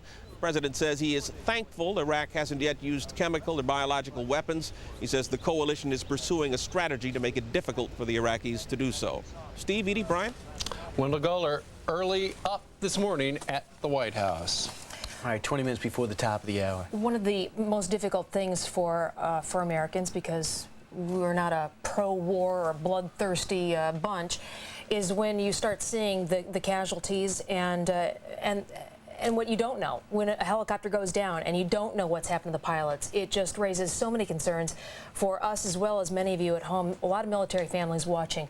As we do know, there is an Apache helicopter down. You've seen the video here on Fox News Channel, and David Lee Miller is live at CENTCOM in Doha, and he has the very latest for us on what they know and what they're trying to find out. David? Good morning, Edie. There's still many more questions than answers. CENTCOM is confirming, though, that an Apache helicopter did go down. They are not saying why. Was it mechanical failure? Was it enemy fire? We simply do not know. If you've seen the pictures, it looks as if the Apache is, in fact, intact. No word also on the two-person crew. The Iraqi information minister appeared on television not a long time ago to say that the Iraqis have not only one, but two, they claim, two Apache helicopters, although they only broadcast pictures of one. They also say that they are going to consider later broadcasting pictures of that second chopper, and they say photographs of the crew. The Iraqi information minister also saying a short time ago that the Iraqis have in their custody now not only American POWs, but British POWs as well. And joining me right now to discuss that issue as well as the progress of the war itself is Lieutenant Colonel Ronnie McCourt. He is a British spokesman here at CENTCOM. Thank you very much, Lieutenant Colonel, for joining us this morning. Firstly, let me ask you, I know that the search is underway in Iraq for two missing British soldiers. Might they be in the custody of the Iraqis? What can you tell us about how they disappeared and where they might be? Well, they disappeared during the course of an action with the Iraqis when there was a firefight, and they are exactly that. They're missing, and we don't know the whereabouts, so they could be anywhere, and that's all we know at the moment. We're obviously still trying to find them, and as soon as we find them and we know whereabouts for sure, we'll let you know. With the Iraqi information minister Sahaf saying a short time ago that he has British POWs in custody, the Iraqis have them in custody. Do you believe that, and is it possible that these are the soldiers they're talking about? The Iraqi minister may say many things, and I don't believe much of what any of those officials say, so we'll wait and see. Okay, let's move on to the subject of Qusar. I understand that British troops are moving into that region to take part in the Allied advance. Some have suggested that British troops might have be specially equipped to handle this type of fighting using their experience in Northern Ireland. Could you elaborate? Would you agree with that? And what would their role be in Qusar? We, of course, have had over 30 years' experience of operations in Northern Ireland, and so situations like this where you have small pockets of enemy who pop up here and there, perhaps sometimes unexpectedly, we can deal with that. We've got not so much the equipment, but the training and the tactics and the knowledge to make sure that we will quickly dampen that down. Why are we receiving what at least appear to be so many contradictory reports? One minute we hear that a particular town has been taken, the next minute we hear that the fighting is continuing. Can you tell us, is there a problem in communication, or are there surprises on the ground? There are no contradictory reports from the military. We fully understand that this is not a reality TV show or a video game. A determined band of enemy who want to keep causing a nuisance will continue to do so, and we can't just do it in one quick go. We realise it's going to take time, and we will be painstaking, but we will prevail. We will make sure that we have that area completely sterile so that we can move in humanitarian aid as quickly as possible. And finally, will there be problems bringing in the humanitarian aid? I understand there's a concern that some areas may be booby-trapped with mines and the like. Will there be a delay? Again, of course, we have extensive experience of this, in not just Northern Ireland, but in the Balkans, Bosnia, Kosovo. And what we'll aim to do is make sure that no humanitarian aid comes into Kazar until we're absolutely certain that the minesweepers have done what they have to do, and that any possible explosive devices have been neutralized and rendered neutralized, so that we don't have any possibility of the humanitarian aid people getting injured. Lieutenant Colonel Rodney McCourt, thank you very much for your time this morning, sir. We appreciate it very much. And before we throw it back to New York, very quickly, I'm going to ask the cameraman to pan out to a very wide shot. I want to show you the local newspaper here in Doha, Qatar. We're going to get a wide shot here because I don't want any recognizable images to be on television. This is the front page of the local newspaper, and you can see even in this wide shot that it shows some of the graphic images that were broadcast yesterday on the Al Jazeera satellite television station. Much of the newspapers this morning in the Arab world look very much like this. These very graphic images on the front pages of newspapers in this part of the world. The Iraqis continuing to do their best, not just on the battlefield, but in the propaganda war as well. That's the latest from CENTCOM in Doha. Back to you guys in New York.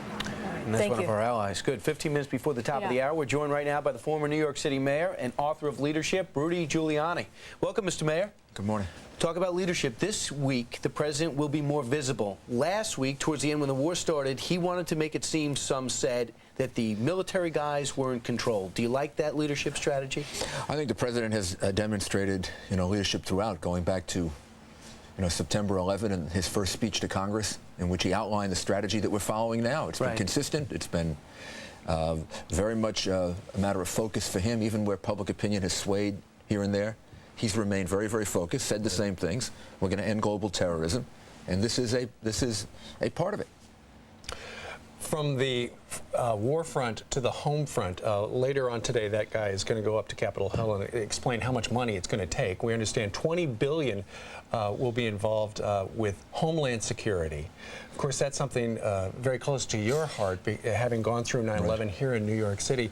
Do you feel locally, and not just New York City, but other big towns, everybody's safe enough at this stage? No, of course. You can never feel safe enough. I mean, the reality is that a lot of things are being done now that weren't done before September 11, before the government and everyone focused on all the different things that could happen. Probably even more now this year than last year because of the fact that we're at war.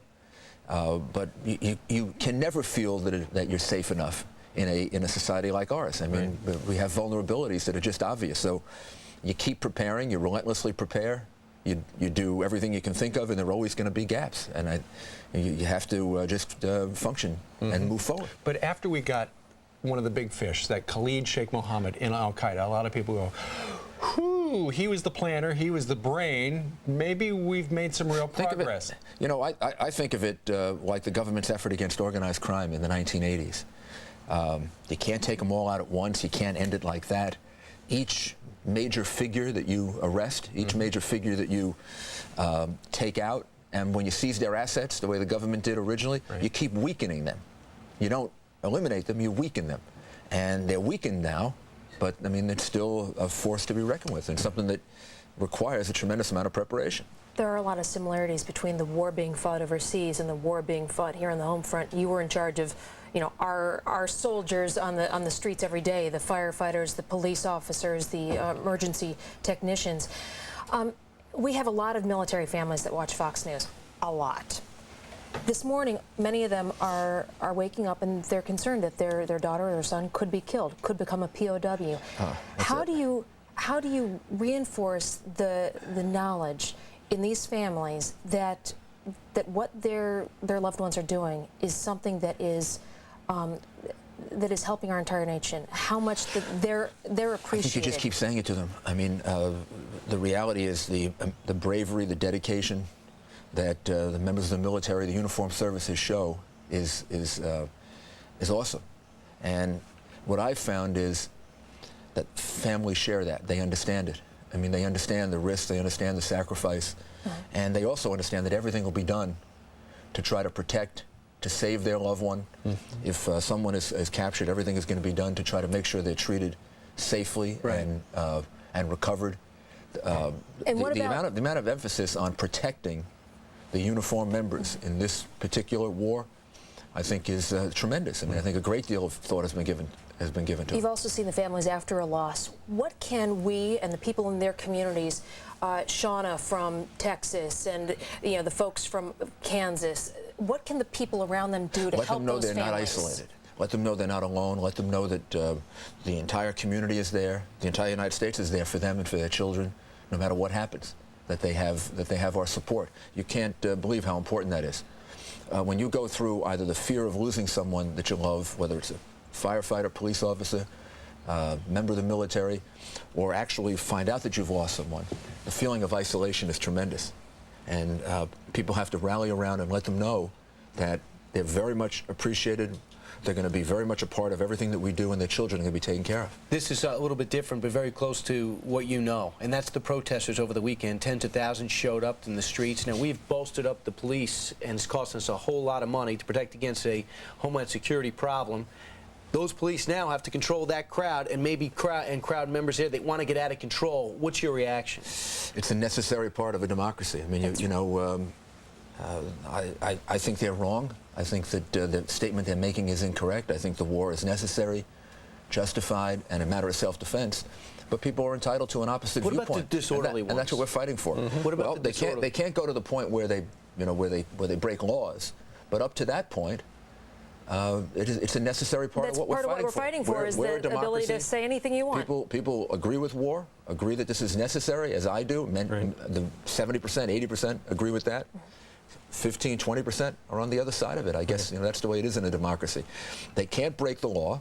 They shouldn't block traffic, do things that are illegal, but they have a right to express their viewpoint. And I was glad to see, because I think it's good for our military members overseas, to see that people were demonstrating in favor of the war, in favor of, I think the people overseas need to see what the actual breakdown of opinion is in this country, that the overwhelming majority of Americans support them, some don't. Some don't support the war. I shouldn't say they don't support the soldiers. I think everyone must support the military. I mean, I would hope. I hope everyone is supporting them and they're coming back safely. A moment ago, you had a message for anybody who has a loved one over there. Would you have a message? After all, you are referred to as America's mayor. Would you have a message to the men, women who are wearing the uniform over there right now? Because they're watching. Yeah, my message is that they're just our very best, and they're demonstrating that. And I think all of us would like our children to be like them, to have that kind of dedication, that kind of patriotism, and professionalism. When you watch the way this is being done, it's being done very, very professionally, and I think they have our respect and our support. And I think everyone is with them. Whether there's a disagreement on the war, I think everyone is with them. The book is called Leadership, still available now in Top 10. Talk about people want to be the best in their company, want to be the best in their scout team, want to be the best mayor. Go ahead and buy the book. It was really a labor of love in writing it, and I'm now starting to work on another one, but I really enjoyed doing that book. So I could actually be the best scout leader if I read your book? I think you could. Okay, I think there's a whole chapter. Just on Cub Scouts, wearing the uniform the right way. The Weeblo, the inside story. All right. Rudy, thanks very much. You've done a good job. This has been a very tiring time, and it's going to continue. You've done a very good job. Stay close. Keep answering our calls if you don't mind. Thank you. We've had some great correspondents around the world keeping an eye on what's going on. That's right. Jennifer Eccleston is joining us now on the video phone. She is live and talking about the refugee problem. Is there much of that, or are they able to handle the folks who have come in? Oh, hello, guys. There's not much of it at all. Now, the Jordanian government, the United Nations, and the Jordanian Red Crescent Society have erected 2 camps on the Jordanian side of the Jordan-Iraq border, and they were anticipating upwards of 60,000 refugees. They stand prepared right now to expand these camps to assume 45,000 refugees, but we're just not seeing that number right now. Just down the road from me, this is a camp just for the Iraqis. They have not seen a single Iraqi pass through that camp. We did see 3 Iraqi nationals cross over. That was a mother and her 2 children, but she was married to an Egyptian, so she was repatriated to Egypt. Where I am now is a refugee camp that holds foreign nationals, third country nationals. Now, those are guest workers and students who were either living or working in Iraq. Now, they have seen some 600 of those guest workers and students pass by this camp. Right now, we have a total of 168 refugees here. Normally, they stay for about 72 hours. They're processed, and then they're off back to their homeland. We know that there are a good number of Somalis, some Eritreans and South African students who were studying at the University of Baghdad who do not want to go home because they are getting a free education in Baghdad. They want to go back, so they will stay here until the war is over. Now, I don't know if you could see behind me through the video camera, through the video phone rather, of what the situation is like on the ground. Let me give you an idea of that. They live in these very small canvas tents. We are in the middle of the Jordanian desert. They are exposed to the elements. It's very windy here. There are a number of sandstorms. It's cold during the day, and it's even colder at night. Now, there's a limited medical facility here, and the medical personnel here say they've been treating a number of those refugees for hypothermia and hypertension. Now, the border is just off to my left. I can see the main road that travels between here and the border. We've seen very little traffic. It is open, however. It is still a military zone, and there is a very large Jordanian military presence there. Now let's move on to the political front. Jordan in a very precarious situation here. Not only are they worried about the economic ramifications of a large influx of refugees, which could still happen, but they're also worried about public reaction to the war. The overwhelming majority of Jordanians are opposed to the war with Iraq, and as a result of that, the government has said that they will not take part in any military action. They also will not let any American or coalition forces cross over from Jordan into Iraq, although we do know that there are a fair amount. They say 600, but there could be several thousand Americans who are located at an air base just around here. But according to the Jordanians and the Americans, those people have not crossed, and those soldiers have not crossed over into Iraq. Back to you. Jennifer Ecclestein with the very latest. We thank you very much. Talking about an underpublicized story, and that's the Turkish-Kurdish situation, and the Turks getting a little frisky in the corner with us without having troops in there. We're almost dependent on satellite pictures. Meanwhile, last night, 1 billion people watched the Academy Awards telecast from the Kodak Theater. Absolutely. 1 billion people around the world. This was the big moment that people had anticipated, and it happened. Michael Moore, the documentarian, won an Oscar for Bowling for Columbine, and this was his acceptance speech. We live in a time where we have a man sending us to war for fictitious reasons, whether it's the fictitious of duct tape or the fictitious of orange alerts. It was so sweet backstage. You should see it. The Teamsters are helping Michael Moore into the trunk of his limo.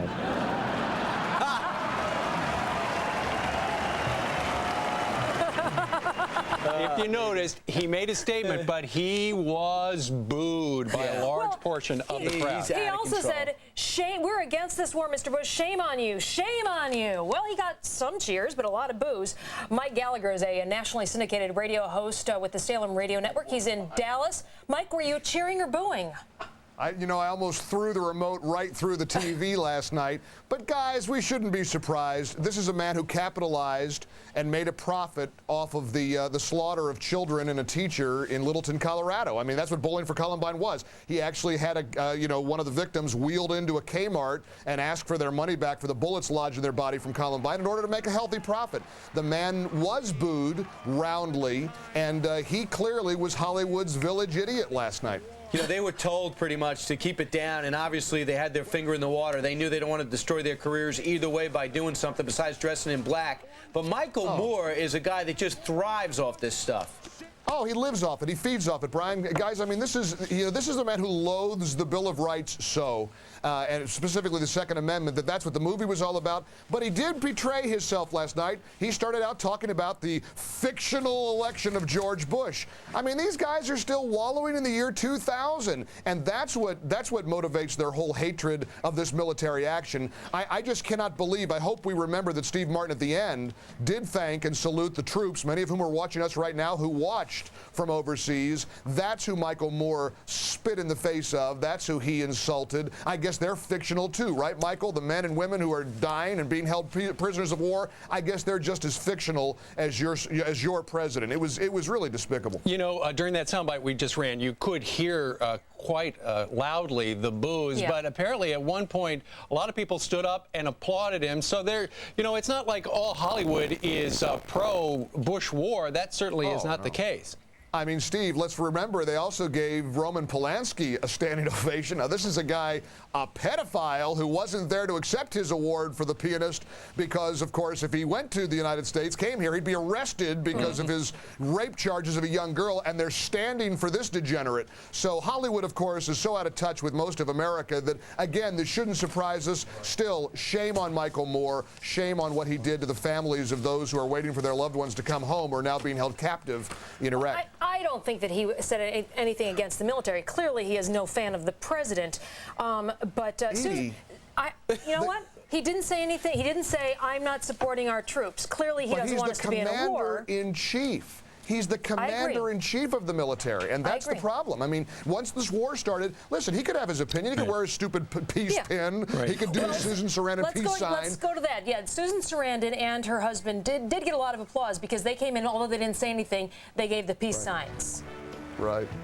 Just like that. And also in attendance last night was a proper way to voice. She could have worn a tie-dye T-shirt and smoked a big fat doobie and longed for the good old days of the 60s. Well, a doobie, by the way, is a controlled substance. That's right. We don't know what was going on in the after party. Hey, thank you very much for joining us today, Mr. Gallagher, live from the Metroplex today. And we'll be listening to you on the radio. That's right. Thank you. Thank you. All right, it is currently 8 a.m. at the Pentagon, and it is 4 o'clock in the afternoon in downtown Baghdad. Meanwhile, our forces fight through fierce resistance on the road to Baghdad. But now a sandstorm that Steve's going to show you later on is going to be stalling their advance for a bit. We will take you live out to the field and show you that as well. Saddam Hussein, we saw him on TV. Was it delayed? Was it something that had been taped a lot earlier or from the 60s? Recently, he was on Iraqi state TV, and we'll discuss whether or not he gave any indication that we could tell if this was something recent, if he is alive. Plus, you're going to get to see the video. An American Apache helicopter goes down behind enemy lines. Now, the chopper landed in one piece. The pilots are nowhere to be seen. The chopper appears to be fine, and our military guys so far think that these pilots were able to escape. We'll talk about that and bring you the rest of the day's latest developments during our ongoing coverage of Operation Iraqi Freedom. But right now, let's go to John Scott. He's down in the newsroom with the very latest on the war. Hey, John. Steve, thank you. The Army's 3rd Infantry Division dashes north toward Baghdad. They are closing in on Karbala, just 50 miles south of the Iraqi capital, but a severe sandstorm has stopped them in their tracks, at least for now. And to the south, British troops exchange artillery fire with Iraqi resistance in Basra.